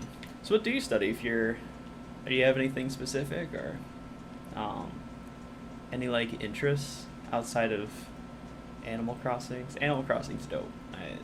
Half the reason I wanted to just stream this was having a reason to just play it for a long time. Come on. Let me have it. Hey, sea bass. Let's go. How many more can I catch? Three more. Not great hauls the last couple of times. Probably because I'm not focusing. Or, like you said, fishing is hard in the old Animal Crossing. Oh my god. It's so hard. I'm also using a third-party controller, so I don't think it helps. 21 found Twitch 2 days ago. Whoa, 2 days ago? Yeah, Twitch is a cool platform. Majored liberal arts, religion, philosophy. I'm taking a break here because I jumped off the 6th floor.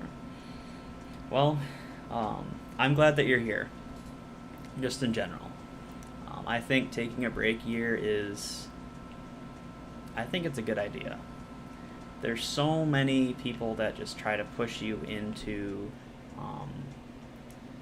going so hard and going so fast, and it's just not what you need, you know? I'm happy that you're here, though. I don't mean that just as like oh yeah, I'm glad you're here, but like today you've actually made my night by being here. So I appreciate it. I know it's hard. Been there myself. But, yeah. I think as long as you're doing now what you need to do for yourself, that's the best thing.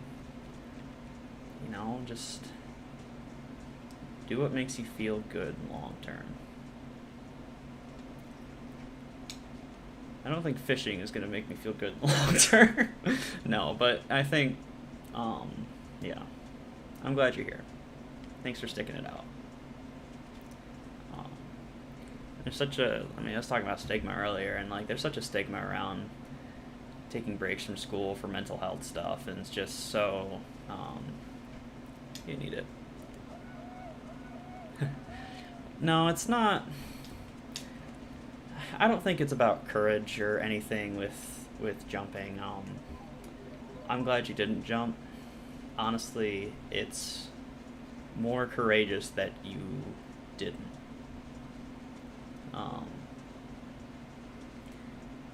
Honestly, it's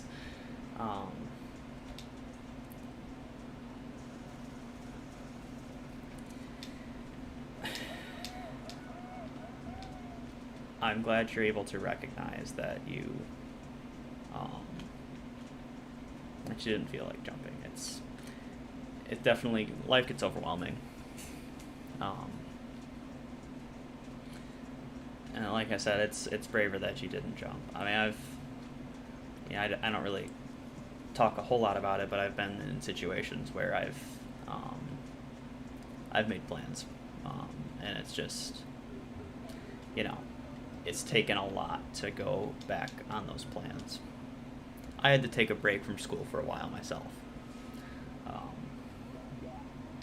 You're in the same boat here. But yeah, I don't know you personally, but I think you have value. Even just being here tonight, it's nice.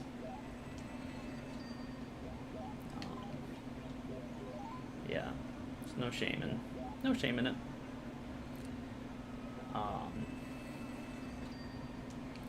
It's always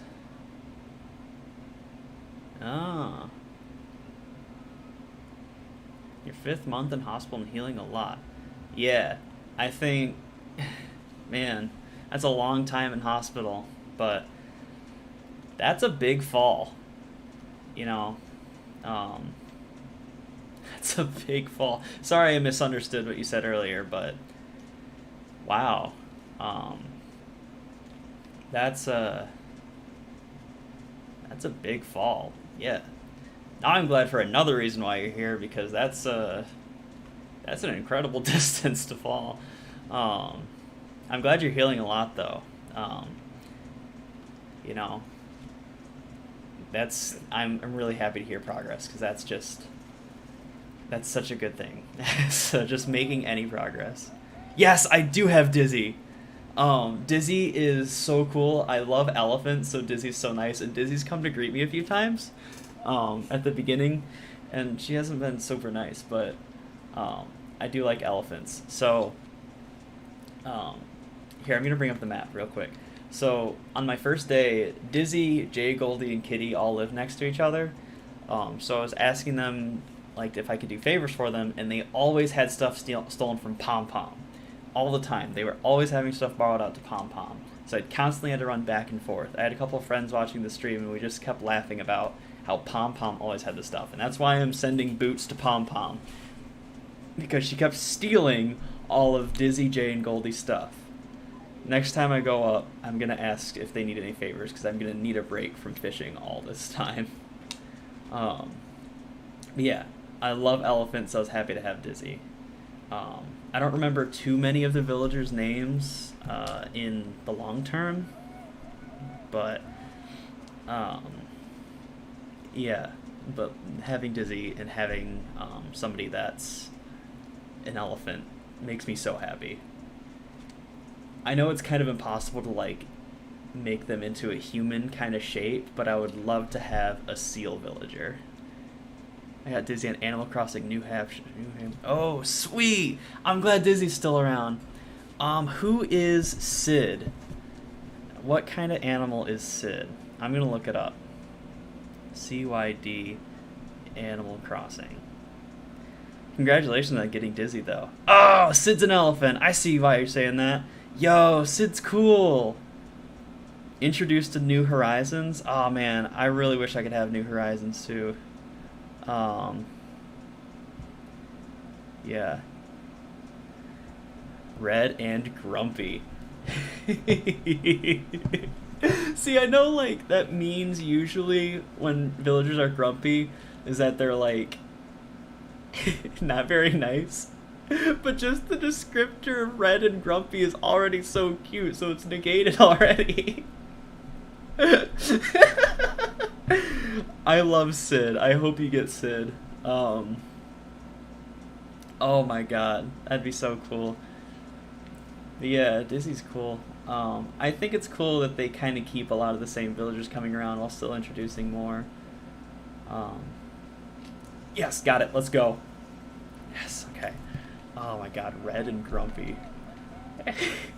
That's what I want to be remembered as, red and grumpy. Especially because I can't white balance this camera, so I'm just red on screen all the time. Oh my god. I don't have Animal Crossing New Horizons. I'm the only one playing GameCube. That's cool. Yeah, I don't. That's actually why I started playing this, is because I had so many friends playing New Horizons, and I just like. I didn't feel like spending $60 for an experience that like I have this game and I have the Wii version and I've never finished them. So I just, I like GameCube games, so I'm playing them. Yeah, I think I've heard so many good things about New Horizons. Yeah. I've got a bunch of friends that play New Horizons, and it makes me like want to get it, but then at the same time I'm like, I don't really want to spend that kind of money. Not that I don't have money, I have like 200 games that I have to finish, and I want to finish as many as I can before buying a bunch of new games again. I say that, but then I also just bought a Sega Saturn and 3 games with it, so that's just God. Yeah, I like in New Horizon that there's so many things that are like smoothed out, so you can like sell a bunch of stuff to Tom Nook at the same time, or donate a bunch of stuff to the museum at the same time. I mean, like in this, it's like you gotta sell things individually, give them individually to Blathers and stuff. And that you can like change your island and stuff is cool too. Because in this one you're kind of just stuck with your village, but I don't have a problem with it. I love this game. I was like actually addicted to this when I was in 2nd grade. I was 7 then. Then I started playing football, and that took up more of my time, so that addiction broke, which is lucky. Come on, baby, feel the noise. Give it to me. Yeah. All right, cool. More sea bass. All right. 9 more. So many fishes. So many fishies. All right. Come on. Give me a snapper, baby. Give me a snapper. Got it. Is college online? Yeah, so I go to Michigan State University here in America. And all of my classes personally are online, and a lot of the people that I know's classes are online, but the university is open and people are going to be living there. I don't know how it is in Japan, but America's policies towards like COVID and stuff aren't really helping people out. So a lot of people are going to still be living like in dorms and on college campus this year. I'm fortunate in that I live in an apartment alone with just my cats, and my classes are all online. But not everybody has the same luck. There's a few professors that I know personally that are still doing things in person, and it's frustrating. But I don't control them, so yeah. So I just, I'm trying to. I don't like online classes. Just the style of them, I don't like, but it's better than having the risk of getting COVID. You're also online. The university isn't open. See, I think that's good that you're online, but the university isn't open. Just because it's safer. I mean, I understand like why some people would need to live at the university, but having your university closed is safer until there's a vaccine and stuff. So, but yeah, it's everybody's living it, Come on, more boots. The heck. Yeah, I think not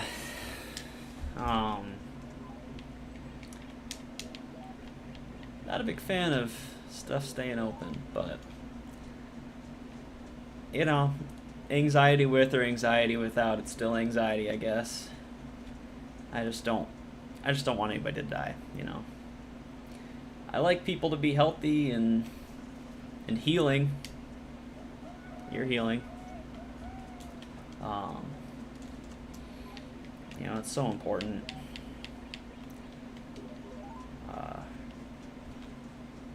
Jack, what are you eating? My cat's just eating crumbs off of my couch, and I don't know why. I'm just gonna let him do his thing. I think it's mostly food crumbs, so it's good. I probably shouldn't be that messy. Got it. Everyone in Japan does job hunting all at the same time and never quits that job for life. So job hunting is super important, but since COVID, everyone's going crazy. Interesting. Huh. I didn't know that. So yeah, I guess everybody would be put on hold at the same time if everyone kind of does the job hunting at the same time. That's interesting. So that would really put like everyone's life on like total hold. I can't imagine the anxiety.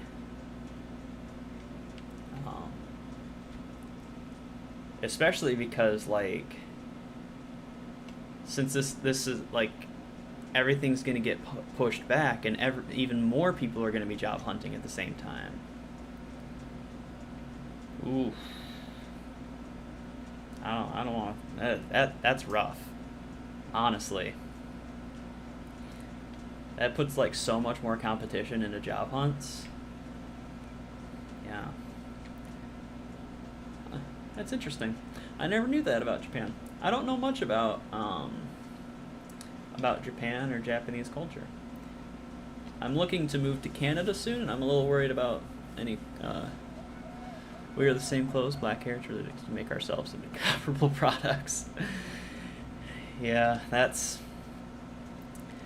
I'm sure that doesn't help with contributing to any sort of like depression or loss of identity and all that.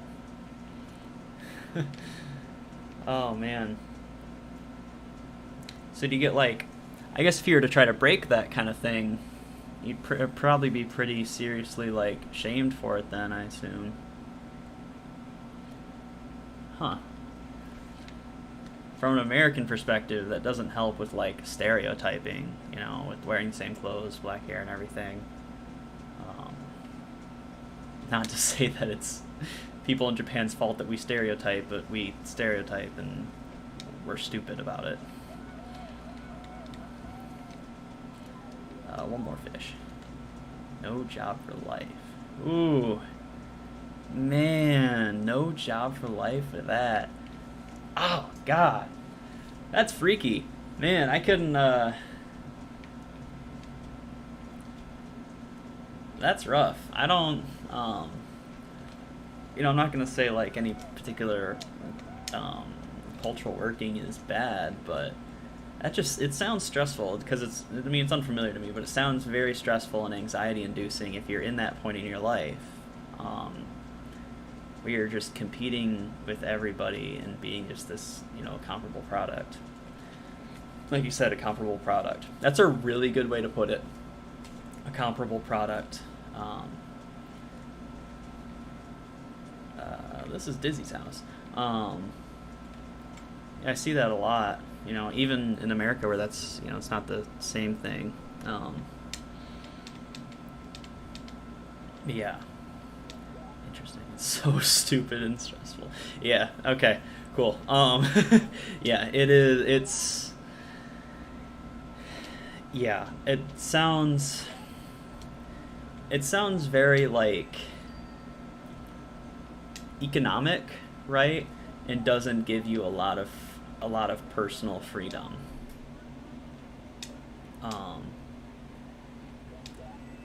As an individual. And that, I can't imagine that feels good. I can't imagine that feels good. You know, I just don't. I don't like people being turned into comparable products. You know. Oh my God, I love Dizzy's house. I used to live in the U.S. and it was super fun. I was hoping to go back, but the healthcare. Yeah. I'm planning on moving to Canada soon because of healthcare. Especially being in the hospital for 5 months right now. It's, you know, being in Japan's better than, you know, America. That'll bankrupt you. But, you know, someday maybe you can come back. You know, it's just whatever you need, man. Yeah, I'll go get it. Yeah, there's American culture has like a lot of problems, don't get me wrong, but definitely it's getting a lot better with personal expression and stuff. I mean, like I'm a guy that wears nail polish, you know. It's just I enjoy doing that, and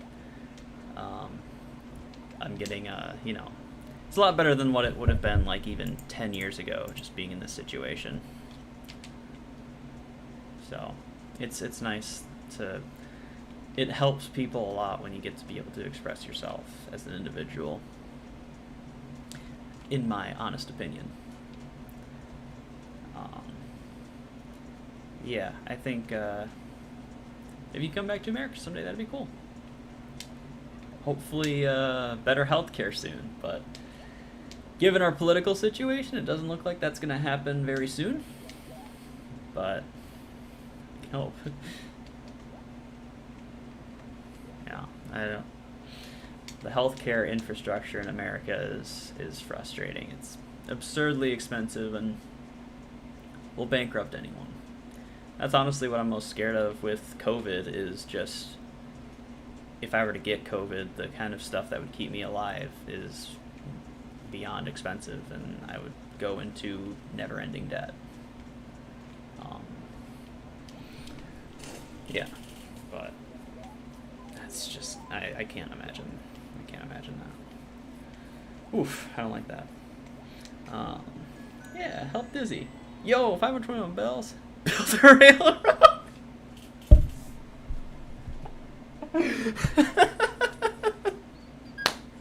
Build a railroad. I love that you say build a railroad because I joke about that all the time. No, it's Andrew. Habitable Storm 3. Okay, I thought you were Lavender Marmalade. Build a railroad. That's how you get rich, is you build a railroad. If poor people didn't want to be poor, they'd just build a railroad. This is so not true. How's it going, Andrew? It's good to see you too. I am...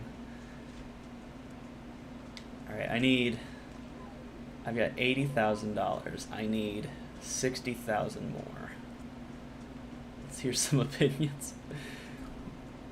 Man, Andrew, you missed a lot of opinions. We were chatting about a lot of stuff with physical health, mental health,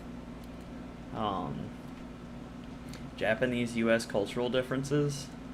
Pretty cool stuff. I learned that in Japan, people do like job hunting all at the same time, and once you get that job, you kind of stick in that for life. Habitable Storm 3 wants to know, what are your thoughts on Kamala Harris, Star Fox Assault, Pikmin 2, and how many times I played Pikmin 2 with Habitable Storm 3 when we were roommates. Kamala Harris is particularly bad when it comes to trans issues. Star Fox Assault is a very good game. Pikmin 2 is a incredibly good game. And I have not played Pikmin 2 enough. That's my rally of opinions on that. Kamala Harris has a lot of other problems too, but Red Snapper, I know that she's not good on trans stuff, like rooming, putting trans women in men's jails and stuff. Yeah.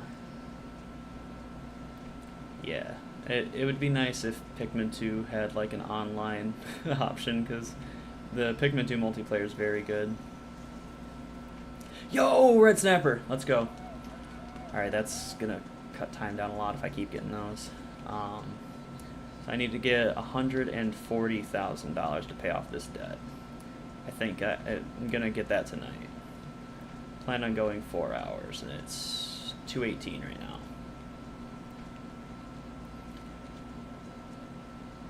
Got it. Let's go. Seabus. Yeah. Alright. Here it goes. Next one. I still haven't found the rock. Piss of fish. Are there only 2? There are 3 kinds of fish in the ocean. So there's the sea bass and the red snapper, and there's also the barred knife jaw. The barred knife jaw is the rarest and the hardest to catch. They're worth 5,000. I've only caught 1 today, and I had donated it to the museum. But I'm not good at fishing, so it's hard to catch those. Yeah, so Pooseum. Yeah, it's at this stage it really is a Pooseum, just because there's like 3 fish and 4 bugs inside of it, and that's it. I think there's a couple fossils. Yeah, there's 3 fossils now, because I donated fossils earlier. Otherwise, yeah. If I could catch a lot of the barred knife fish, that would be great. because I don't have to donate it to the museum anymore. Got it. Let's go. Yeah, the red snappers are pretty much how I'm going to make most of my money here. Yeah. 1,000 sea basses, and those are worth 30. It's the weirdest currency ever. If I had to buy stuff with sea basses, I'd lose it. No! Oh my god. You know, I didn't think I would get bored of Animal Crossing fishing for 4 consecutive hours, but I'm starting to feel the drag. Especially since I'm just barely over halfway. This is a sea bass. Just over halfway of my goal. 140 grand. God, that's a lot of money. I guess bells are more analogous to yen than dollars, though. Speaking of Japan. Got it. Yeah, sea bass, baby. Let's go. Killing it. Yeah. I think after this next trip to Tom Nook's, I'm going to try to find the money rock. That'll be a nice $3,000? $5,000? Oh, I don't remember how much is in the money rock, but that'll be a nice little diversion while taking a break from fishing. And I can go mail those shoes to Pom Pom.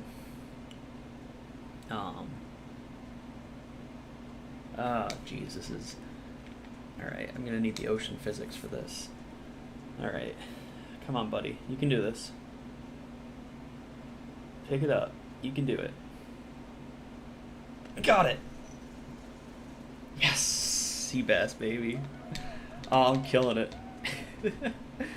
Alright. Give me fuel, give me fire, give me that which my heart desires. Alright. I think this is a sea bass again. That's fine. Progress is progress. Yo, sea bass, baby. Just 1,000 of those bad boys. Alright, this one's bigger, so it's a bigger deal. Nope, it's a sea bass. Tricked ya. Alright, 3 more. Alright, come on. More fish, please. And, there we go. I do like that it's pretty much guaranteed that if you're in a new acre, you'll find a new fish. It's a pretty convenient video gamey thing. Yes! Alright. Yeah, right? This is some high level gameplay here. You know what? Honestly, it's there's that game theory concept, the dominant strategy theorem, where if there's one strategy that's obviously going to win. Yeah, so this game, it's supposed to take a long time to pay off the loan. Red snap, just being bred with the red snaps, yo. Yeah, it takes a long time to pay off the loan, so what they kind of expect you to do is just, you know, I'll quote Andrew Havrittle Storm 3 on this, like, you're supposed to just pick it up and play for like 40 minutes a day. You do some fishing, you sell fossils, because the fossils end up selling for like 5 grand a piece. I think gameplay-wise, this game holds up pretty well. But there's a few like optimizations that would be nice. But yeah, so basically, like, yeah, there's not that much stuff to do, but every single day there's content to be had. Yeah, so the first loan is 40,000. Yeah, I think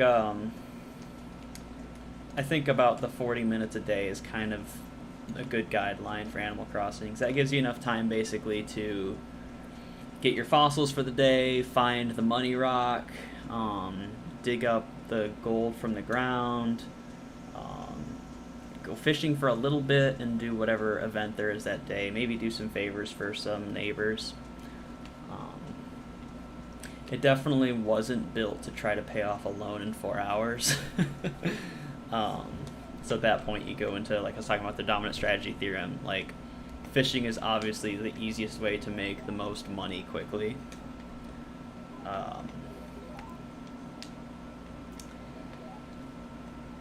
Hey, 15 grand, baby.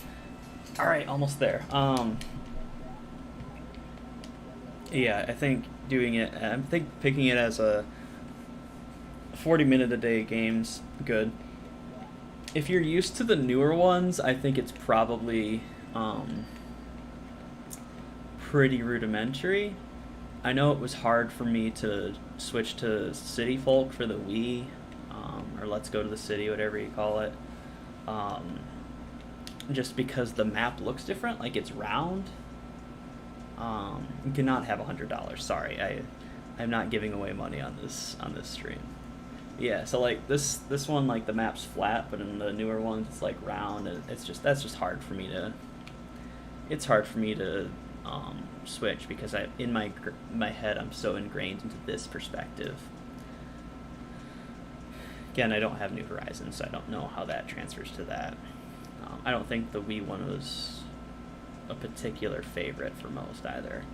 I'm going to mail those letters to Pom Pom and find the money rock. Oh, that's a big fish, though. Hold on a minute. Hold the phone and eat him. All right. Okay.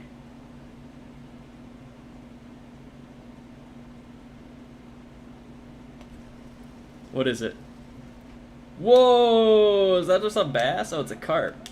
Okay, I'll donate it to the museum. I don't think those are particularly valuable. The sound is out for you? That's not good. I don't want the sound to be out. Let me check on my end. Is it working? Yeah, sound is working for me. I don't know about Twitch. If the sound is working on Twitch, just let me know if it comes back. I guess you wouldn't know if it didn't come back. Yeah. Yeah, it looks like if it's working for Lavender Marmalade all across the globe, I'll just do a quick for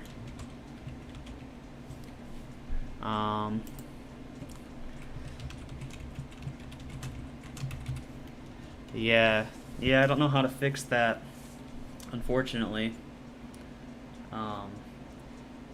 He had me worried for a minute, though, because I've had instances where, like, I forgot to unmute the mic, or my sound went out, or it was mixed really poorly. When I was playing this last week, I had the game audio went, like, way louder than my voice. And I've had trouble with that in the past, especially back when I did, the occasional Let's Play. I had a really hard time with sound mixing. Yeah, I'm glad that it's still working. 'Cause that was... I don't like it when my sound don't work.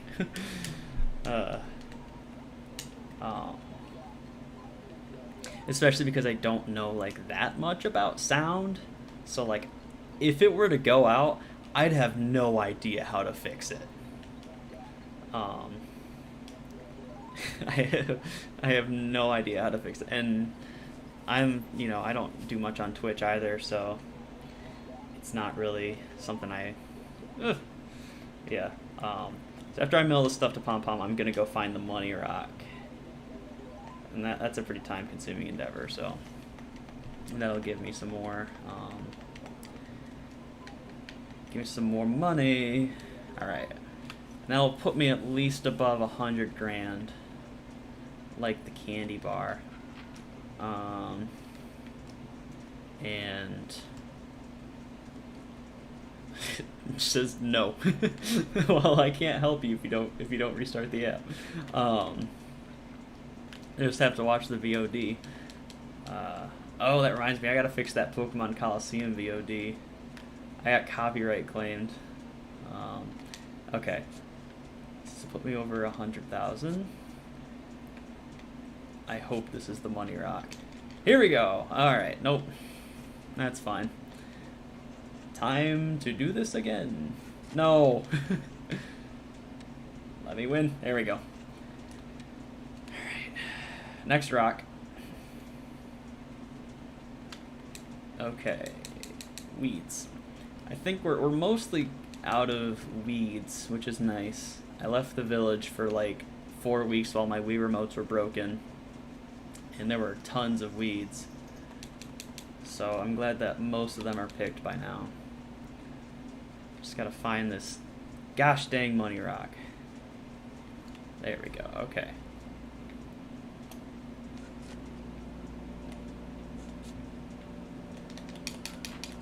Okay.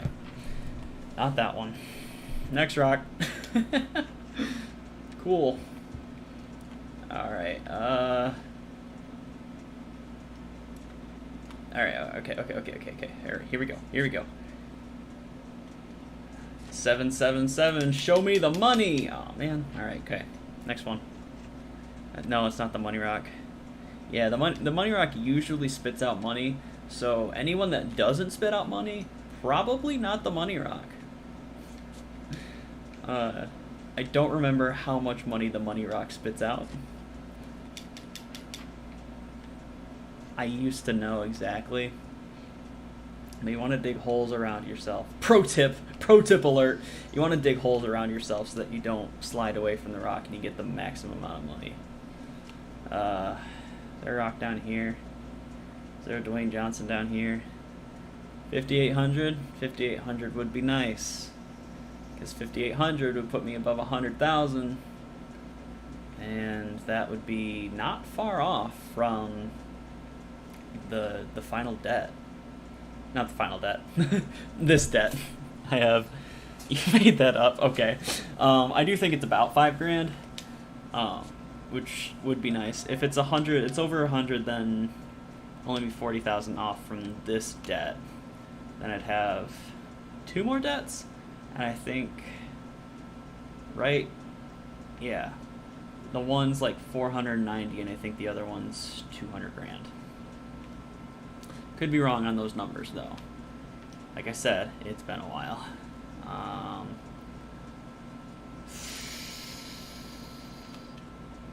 There aren't that many rocks.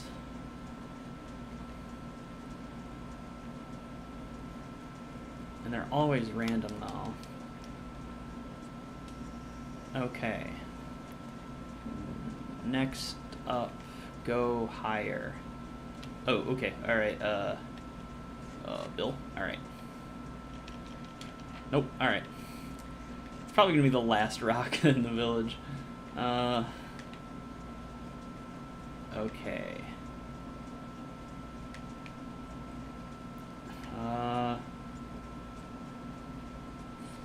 Give me the money. The big money. Okay, alright, oh, yes, here it is. Oh, that's not a good placement at all. Neither is that. What am I doing with my life? Oh, jeez, okay. Alright. 1 and 2. Alright, this is the one. Nope, alright, cool. I struggled for no reason. Alright. Next up. Yeah. Here we go. This is the one. This is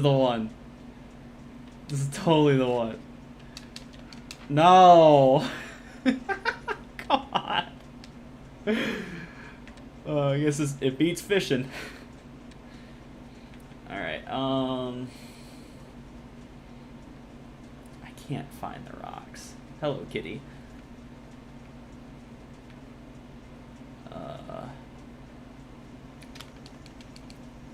how did I miss one? Yeah, there's so many rocks. How did I miss one? This is absurd. It is not that hard. There's just not that many rocks. So many rocks to hit.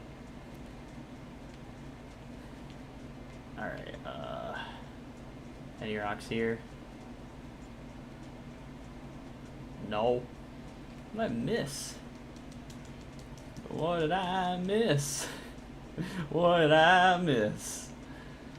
Virginia, my home sweet home, I wanna give you a kiss.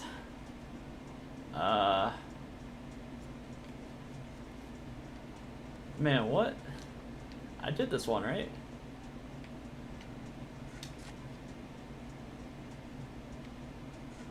Alright, whatever. Alright. Nope. Let's go! Let's go! Let's go! Oh, yes. Yeah. Yeah, it was nice meeting you, Lavender Marmalade. Thanks for coming around. I'll be streaming again tomorrow and next week with Animal Crossing. Tomorrow with Pokemon Coliseum. Next week with Animal Crossing. Good luck with your recovery. It's a long road, but I'm glad you're healing. Thanks for coming. It's nice to meet new people on this stream. I like having some, form of interactivity with people. It's meet new friends, 100, 200, 1,000. I'm never leaving. Thank you for never leaving, Andrew. I appreciate it. I appreciate you coming to the stream too. Like I said, it's nice to have interactivity, talk with people, meet new friends, talk with old ones. It's good to just, that's half the reason, I'm not like looking to make money off this, but it's nice to just chill out, play good games, and talk to people, interact. Especially in COVID when I can't like have people over, I could, but I don't want to have coronavirus. Museum. And then I'll write one more to Pom Pom in case I catch a boot. Alright, and fish time. I only gotta get $50,000 more in fish. No. $41,000 worth of fish. So that's the equivalent of 410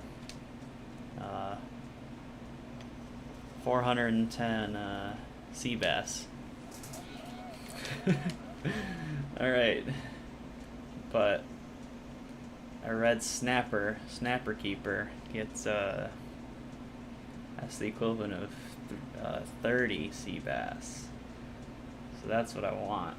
Or the barred knife jaw. Got it. Yeah. Alright. Ooh, yeah. This one's bigger. This one's bigger. This one's bigger. This one's bigger. Yes! No, it's not. Oh man, I'm losing it. Cause I just wanna win. And last week I paid only 10,000 off debt. And this week if I can get the other $140,000, that'd be great. Yes, let's go. Cause then when I get to it would take probably 2 or 3 weeks to get the expensive debt after that, but the cheap debt, the next cheap debt would be one stream as well. So yeah, it wouldn't take particularly long. If you just focus on relieving your debt, right? So I streamed for 2 hours, then 4 hours. No, I streamed for 3 hours, so it's 5 hours total. plus another 4 would be 9. Probably end up being like a 30-hour game if you just focus on debt relief. Even less if you're doing it every day and just sell your fossils. It's not too bad. I mean, if you really want to enjoy the real experience, you'd spend like 200 hours on this game, but I'm not about that. I'm all about capitalism, baby. Seabass! Oh, yeah, I'm starting to lose enthusiasm on those. How long to beat says like 60 hours? That makes sense. Yeah, that would make sense. My estimation skills aren't particularly good, so how long to beat? Yeah. It always, it also always depends on how long to beat. SS time for New Horizons is like 60 something. Yeah, that seems short. I don't know. Yeah, I guess it depends on, yeah, you can roll credits like 30, 40. Yeah, it's all about like what your goal is, These games aren't really meant to be like beaten. I guess. But in the case where you have like 380 games, then you just kind of want to get to the end of the main content. Yeah, I feel like it'd be especially I'm gonna be streaming for another like hour. I plan on going like 4 hours, and it's I'm at 2 hours and 41 minutes. I would never have a 380 game backlog. No, it's true. You have a 381 game backlog now. So, alright, I'll see you later, man. It's good to have you here. Come on. Alright, so I think I'm back down to 0. That's cool. It's nice to... You're at 380 now? Hey, good for you. True, no. Got it. Yo, let's go. Alright.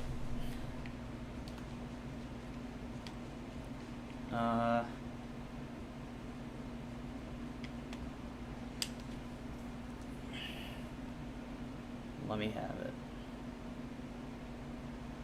Let me have it. Got it. No, mother. God. Come on. Alright. I'm gonna donate that carp to the museum.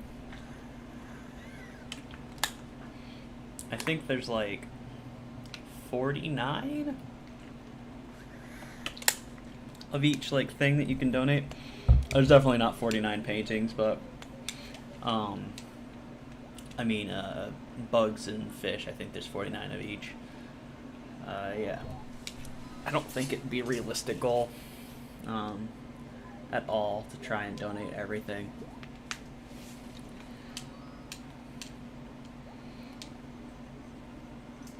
Especially because the paintings are such a crapshoot. You basically just have to hope that Tom Nook's selling one. Just hope that Tom Nook is selling selling the Mona Lisa. Occasionally, Red will have real paintings, but it'll also have fake paintings, so you can't always trust Red. But Red is a funny character. I know he's supposed to be a huckster, but he's such a funny character because he's so obviously a huckster. I like characters that their character is so just knowingly one-dimensional. That's why I love Donkey Kong so much, because Donkey Kong is just a monkey. And, like, they know that he's just a monkey. They don't try to give him complex, relationships, unless it's the Donkey Kong Country cartoon, which is just not good television. Yo! Alright, how many red snappers do I have this time?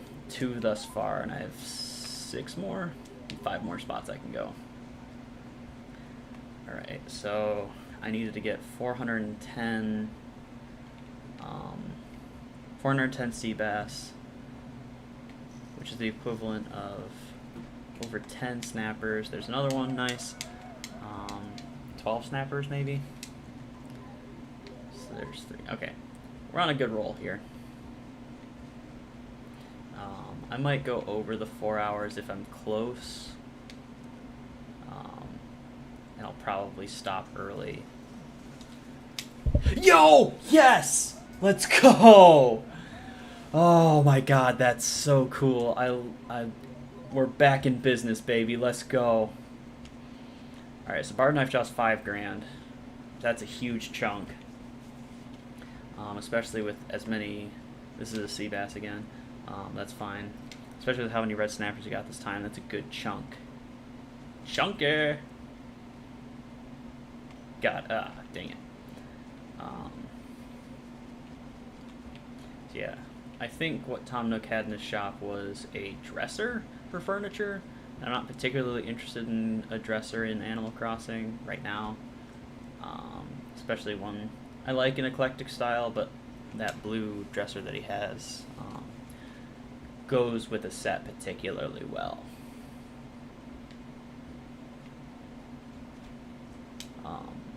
So it doesn't work in eclectic. Got it. I think eclectic is mostly code for poor and likes things. Yeah. There are certain like codes you can put in with Tom Nook to order like bags of 20 grand in cash. This is good. Sea bass. Which would make this like infinitely easier, but I'm not gonna do that. It's such a cheap way. I used to do it. I don't know how I didn't pay off the debt when I used to do that. Because you get, I think it's bags of 20 grand and you can get 3 per day, so it ends up being 60 grand a day. The 140 grand, it's like 2 days of just doing that. And I used to time travel all the time, just because I wanted to play more of the game. And my main income was usually fossils and doing that code. So this was like middle period of my life thus far, like middle school to early high school. Because in elementary I just play it legit. Okay, I'd like to sell, please. Alright, I've got 3 red snappers for $12,000. No, sorry, $9,000. That'll put me at 107 grand. And then a red snapper. What?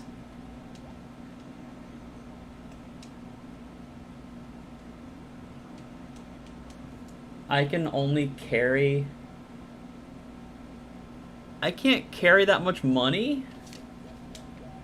Oh, I can only carry 100 grand. Well, that's dumb. I'm sorry.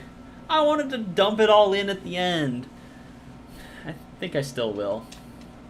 Alright. Okay, so it still shows my counter. Alright, that'll put me at 109. 108,770. Alright. And this put me at 113. Okay, so 113, I need 139, so I need 26 grand more. And that got me 17 that time, so I need 26 grand. 26 grand is 260 sea bass, or what, 9 red snappers, 6 barred knife jaws. Time to fish. Alright. That'll be good. That's not far off. So, let's see. 113 grand.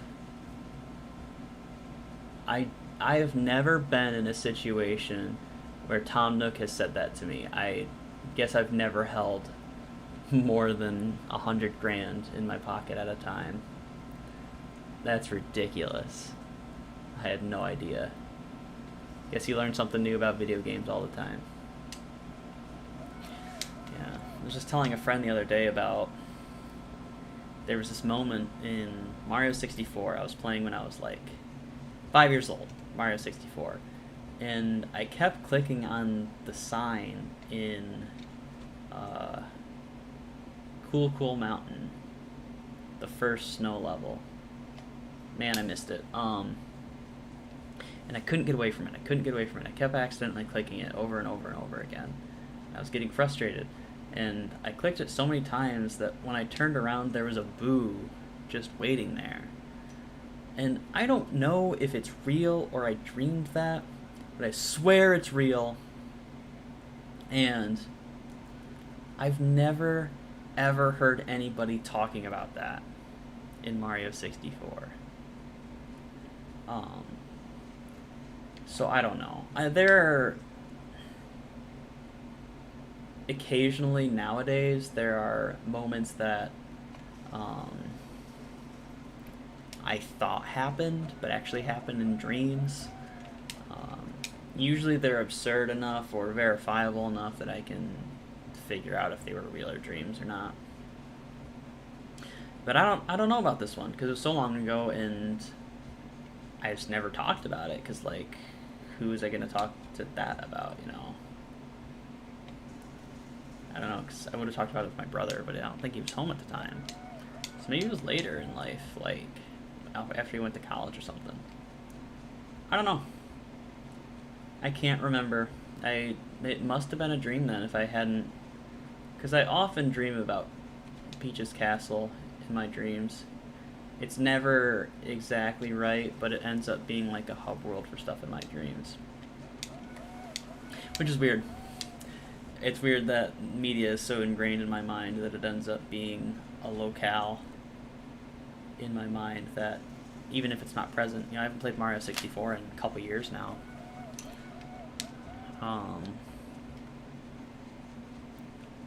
Yeah, it's just still stuck in my head. I guess it speaks to how iconic of a location it is. I mean, I think it's a well-designed hub world. I mean, I think most of the Mario hub worlds are well-designed. I don't think the Galaxy one is. I wasn't particularly enamored with Galaxy when I played it. I get it, but I don't know. I kind of just thought it was more of a product of its own time. I don't like Sunshine. I respect the hell out of Sunshine, but I don't like it. It's a lot like Mario 2. I really like 3D World. I haven't played Galaxy 2, but I really like 3D World. New Super Mario Bros. U is one of my favorite games ever, actually. Which is such a weird one to say is one of my favorite games ever, but I would go as far to say it's like top 3 for me. Breath of the Wild's definitely number 1, and I think right now New Super Mario Bros. U and Metal Gear Solid 5 are probably right there in the top 3. Breath of the Wild is just... There was a thing that was going around on Twitter the other day that was like, you know, name 4 games that once you finished playing you immediately knew was a masterpiece. It's like Breath of the Wild was the first thing that came to mind. I was like, Breath of the Wild. Undertale immediately came to mind. Shovel Knight. Every time I play Shovel Knight, I am reminded of how it does not get as much credit as it deserves, despite being universally praised. Shovel Knight is just fantastic. I just played through the Plague Knight campaign for the first time, and it was... Story-wise, it was very good. I had a hard time getting used to the controls. I know the controls weren't bad, but I struggle with the Switch controls sometimes. But yeah, it was incredible, though. Shovel Knight is universally praised, and it deserves to be so. And the other one I put was Metal Gear Solid 5, because, like, even though I didn't like finish it and thought like, oh wow, that was a masterpiece, I finished it and continued playing it, which is something that I don't do with long games. I do it with short games, like Mario U. I've played it dozens of times. Ninja Gaiden, played dozens of times. Mario 3, I've played dozens of times. It's just, there's so much stuff to do. It's the first long game that I've ever felt compelled to 100%. Metal Gear Solid 5 is. The only other games I've ever 100% completed that have some sort of optional completion method are New Super Luigi U and Luigi's Mansion, which are both very short games. I mean, each level in Luigi U is like 90 seconds long, and if you know where you're going, which I do because I grew up with the Prima Strategy Guide for Luigi's Mansion, you can complete Luigi's Mansion in under 3 hours. If you're on the new mansion, you can do it in an hour and a half. And I am not a gamer of remarkable skill. Yeah. Yeah, I want to complete Metal Gear Solid 5. Which is probably a fool's errand, just because it's so long. I've played it probably for 115 hours now, and I've completed 75% of the total objectives. I've received 70% of the trophies, which, like, 4 of the trophies are just from, completing all of the mission tasks that are left. And one of the trophies is get all the trophies, so... yeah, the hardest thing about that game is the animal conservation.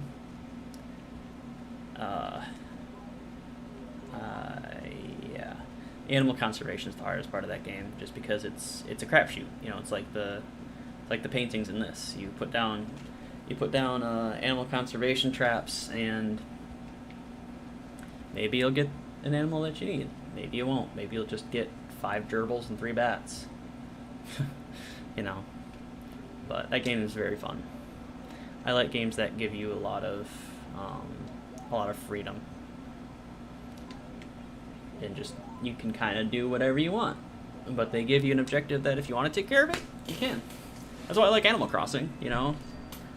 I can take care of my debt. I can spend time with villagers. Yes, 9,000 bells, baby. Alright, so I need $16,000. 16,000. I'm coming up on 3 hours. I need some water.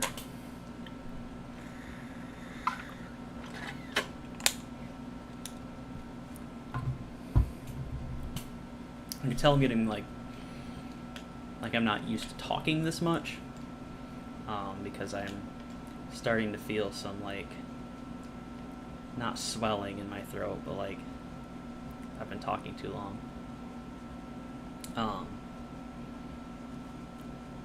Yeah, which it's nice because I don't have my tonsils, so I don't get tonsil stones. Those are disgusting. I haven't had my tonsils since I was 3, so I've never consciously had stones. And I drink enough water that I should never have a kidney stone, unless I'm going into kidney failure, and that's a bigger problem than a stone itself. Not to say stones can't be problems, but... And got it. Boom. Alright, so that's 3 out of the 16 grand I need. Alright, yep. Oh, awesome. I'm feeling really good about this. I like the sense of progress. I think it was a good idea to just, even though they're very slow, to still take the sea bass to Tom Nook. even though it probably prolonged the stream, it's not that long of a stream to begin with. Bada bing. Bada boom. This is another sea bass, but it's fine. Kick his ass, sea bass. I haven't seen Dumb and Dumber in a long time, so I don't know how well that movie has aged. I can't imagine that with a conception or a concept that is so inherently ableist that it has aged particularly well. But I don't know. Maybe it has. I doubt it, but I mean, it's comedy. I'm not saying that it's a bad movie because it didn't age well. And I talked about this, I think, last week as well. Comedy doesn't age well. It ages the fastest and the poorest out of all genres of media. I did it again. Genres. So, not genres. Genres. Yeah. I pronounce some things weird, and I don't mean to, but I do it anyway. Like I was talking about the Cult of the Harrow earlier. I never, if I'm just, like, if I'm singing, you know, There Goes My Hero, I say hero. Or if I'm just saying, you know, my favorite superhero is Wonder Woman, you know. If I'm saying stuff like that, I say hero. But if I'm talking about the fascist ideology of the Cult of the Harrow, I say harrow. I don't get it. It's like when I say bagel instead of bagel. Or certificate instead of certificate. I don't actually say certificate. You know. It's just funny. It's just oddities with pronunciations. I also pronounce as though I'm saying pronunciations. I pronounce things weird. Not pronounce. It's not an inability, it's just how my brain works. No, thank you. We got this boy in the bag. Come on, swim down. Come on down, river boy. Yeah, come on down, river. Come on. You know you want the fishy. You want the fish. Come on, man. I just want to catch you. Gotta catch them all. Pokemon, you know what I'm saying? Alright. It's a reference to a video game you may have heard of. It's called Pokemon. Here it's quite popular in the States. Pokemon is the most profitable piece of intellectual property in recorded history. I don't know why I said recorded history, because I don't think there was a whole lot of intellectual property that was profitable in prehistory, but I don't know, you know, maybe, man, that was a boot all along. You know, maybe in ancient Rome, I'm just going to store it in an old letter, maybe in ancient Rome they moved to completely digital and cloud-based storage, and you know, they had their own intellectual properties that, you know, were inherently exploitative, and, you know, they didn't have a Creative Commons that, you know, used to exist, but then got lobbied by the biggest media conglomerate in order to be destroyed, essentially. Yeah, you know, normal stuff that happens in the civilization. We live in a society.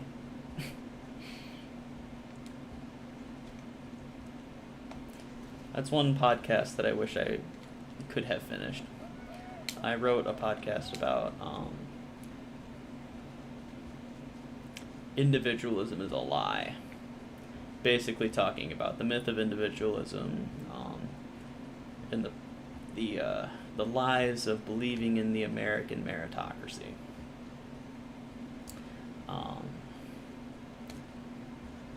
I didn't finish it because it needs to be well written.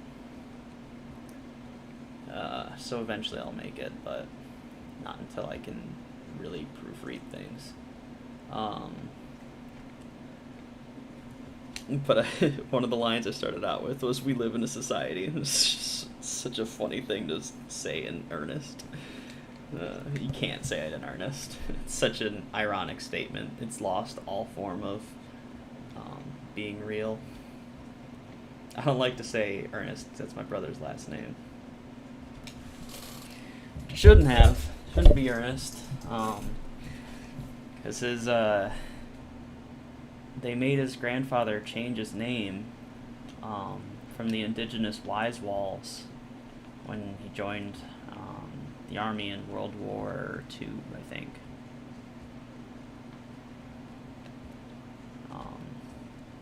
So they changed Wise Walls to Ernest, effectively whitewashing the name. Red Snapper! Alright, I finally caught something. 2, 3, that's 9 grand.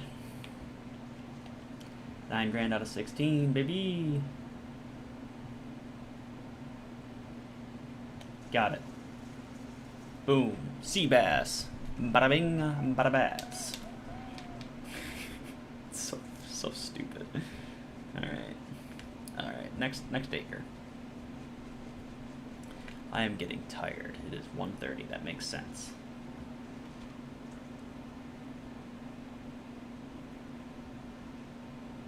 Got it. Boot, baby! Man, can I start, like, giving these to Nook or something? I'm tired of catching boots. And who's littering all these boots? Gulliver? Kind of surprised I haven't seen Gulliver in the last couple streams.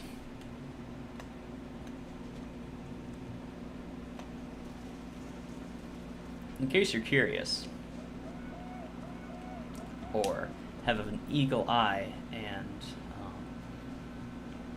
get frustrated about mixing brands, I'm wearing a Ken Griffey Jr. Seattle Mariners jersey and a Cincinnati Bearcats hat. University of Cincinnati Bearcats. So I'm justifying this wearing two clashing not only colors, but brands, because the Griffey family was based primarily in Cincinnati. That's where Ken Griffey Sr. Played his favorite years of baseball. And Ken Griffey Jr. played about a third of his career in Cincinnati. So that's how I'm justifying wearing this. I don't have a matching hat to go with my Mariners jersey, but I also have a balding head, so I like to wear hats. I unfortunately inherited my mother's family's hairline, which is not good. My father still has a completely full head of hair and the same hairline he's had forever. He's 50, and my hairline is receding quite quickly, and I am 22 years old. Just when I was getting confident in my body. SMH, shaking my head. When I first saw SMH as a text speak, I thought it was so much hate because it just, I didn't know what it meant, so I just tried to use context clues, and it was always in some sort of frustration. So even though I now know that it's shaking my head, I always read it immediately as so much hate. And it makes sense, because almost every situation where you use it, so much hate fits, so it doesn't end up correcting itself, you know? Whereas, like, if you believe LOL is lots of love, then there are certain situations where it'd be like, that doesn't make any sense. Why would they say lots of love there? They're laughing. Ha ha ha. Lots of love. Or if you say incoming Rafflecopter, you know, that just kind of mitigates all sorts of confusion. Because you have to do a whole ASCII art. And ASCII art doesn't even always translate well into certain media or certain forms of communication. God, incoming Rafflecopter is funny. It is the funniest way to say you're laughing. Incoming Rafflecopter, and then you just send the ASCII art of the Rafflecopter itself. I think I'm like one of like 3 people in the world that finds incoming Rafflecopter to be funny, but God, it's so funny though. Yay, sea bass. One more fishes. Which 1, 2, 3, 4. Ooh, you know what? If I could catch a snapper, I think we'd be at the limit. That's a sea bass. That's fine though. Oh, all right. Back to Nooks. Tom Nookie. That's a Nookie. All right. I can do this. I can pay off my debts. Excuse me, I'm a menace to society. All right. Tom Nook, my boy. My boy. Okay, I'd like to sell. I've got 4 red snappers. Yes, I'd like to sell them all. That's 12 grand, so I'm at 135,000. Yep. Alright, cool. Yes, I would like to give you this boot for free. Yep. Just please take it off my hands. Yes. I don't have enough mail to keep sending boots to Pom Pom. Alright, I've got these. Yes. 840 bells. So, I need $3,000. That's a single red snapper. And I can pay off debt number 2. Oh. In pretty blazing time, too. 3 hours, like 15 minutes. Alright, I just gotta catch a red snapper. Or a barb knife jaw. I'm not saying no to that. So I got 2 30 grand bags now. Alrighty. Okay. Where are you? Where are you, losers? This is the one. Go! Sea bass. Alright, I only need 30 of those. 30 sea bass and I got this. 30. Jesus. Alright. Stop. It's never time. Music hits me so hard. Makes me want to say, oh my lord. Yeah, that's right. I know one line to You Can't Touch This by MC Hammer. Jealous? Bet you wish you had a boyfriend like me, huh?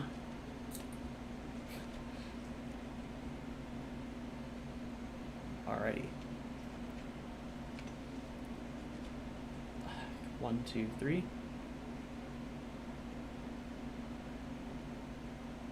No! I'm a dingus. I'm a dingus dongus, you know what I'm saying? Okay, alright. This is a sea bass. You know, in all likelihood, they're mostly sea bass. Yeah, especially for how long it's... Yo! Alright, Tom Nook time. Tom Nook time. All the way back, baby. Let's go. All the way down and in. Out of my way. I got a debt to pay. My bookies have been on me all week. Oh, I'm so stoked. So stoked. Oh my god, I just devastated the oceanic ecosystem of Big Town. Out of my way, kitty. I gotta sell this guy stuff so that I can give him money. Because that's how economics works. It actually is. Alright. I'm selling stuff to you. I'd like to sell 1 sea bass. Uh-huh. And a red snapper. Whew. All right, 1,000. I think that's like, oh my god, that actually might be exactly the amount. I think it might actually be exactly the amount I need. That would be incredible. Oh, I'm so close. I can taste it. Here we go. All right, come on, come on, come on. 1, 2, 3, 4. Post office time. I'm gonna mail letters first, and then I'm gonna go debt free. Let's do this. All right. Yep. Mail a letter. I got 5 more letters for you, Pelican. All right. Yes. Mail more letters. I'm just mashing through it. Let's go. Yep. A lot of time at the post office. Let's go. Here it is. Yep. Mail more letters, please. Thank you very much. All right, yep. I would like to mail more letters. All right, I know I'm throwing off my whole museum plan, but whatever. It's fine. All right. Deposit. Yep. Yo! Let's go! It's $45 more than I needed. I'd like to pay... Oh, wait.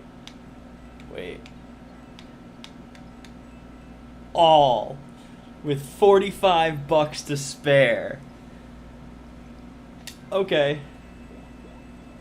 That's how you pay off a debt. Boom. Oh, there's nothing else you can really do for me. Yeah. Yep. Come on, Pete. Yeah. $45 left. See you, Pete. Woo! Let's go. Time to get a new loan. Oh my god, that feels so good. Only took 3 hours. 3 hours of sea fishing, baby. Oh. I even did like an errand for someone. All that jam. Heck yeah. What up, Nook? Give me a bigger house, baby. Yeah.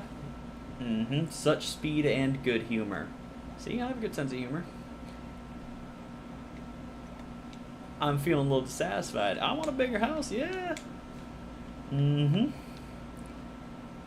the room or add a basement. I think what I'm gonna do first is add a basement, because you can't really do much with a basement, but after Nook gets new stores, there'll be more furniture, so then I'll expand my home. And there'll be more furniture to put around. Alright. Yes. Alright. Okay. So, yeah, I guess that's $45 to spare. I'm stoked. I don't know how much this debt's gonna end up being. I think first is the expensive debt, like $290 grand. I think it's $290 grand. And then the next one's like 45. And then the last one's like 490. Okay, well, I think I'm going to actually call it, because that's what I wanted to do.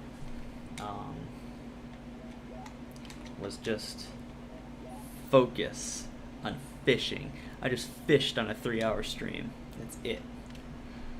Met a new friend, talked to some old ones. I am done playing. I'd like to save and quit, please. Thank you, Goldie. Hey, Jack. Jack's here to visit again. He's not going to probably be on screen because he's down by my hand, but... No problem. Yep, I'll be back again soon. Specifically, next week. Yeah, so thanks for dropping by. Tomorrow I'll be playing Pokemon Coliseum. probably late at night because I have plans at 9 o'clock p.m. Just a few hours, Pokemon Coliseum. Either next Friday or Saturday I'll play Animal Crossing again. I don't know. I'm sorry. I wish I could just say a day, but it truly just, like yesterday I had a sudden thing come up Friday night. So, I don't know. But thank you for dropping by. Sooner or later, I'll go to pay off more debt. Thanks for dropping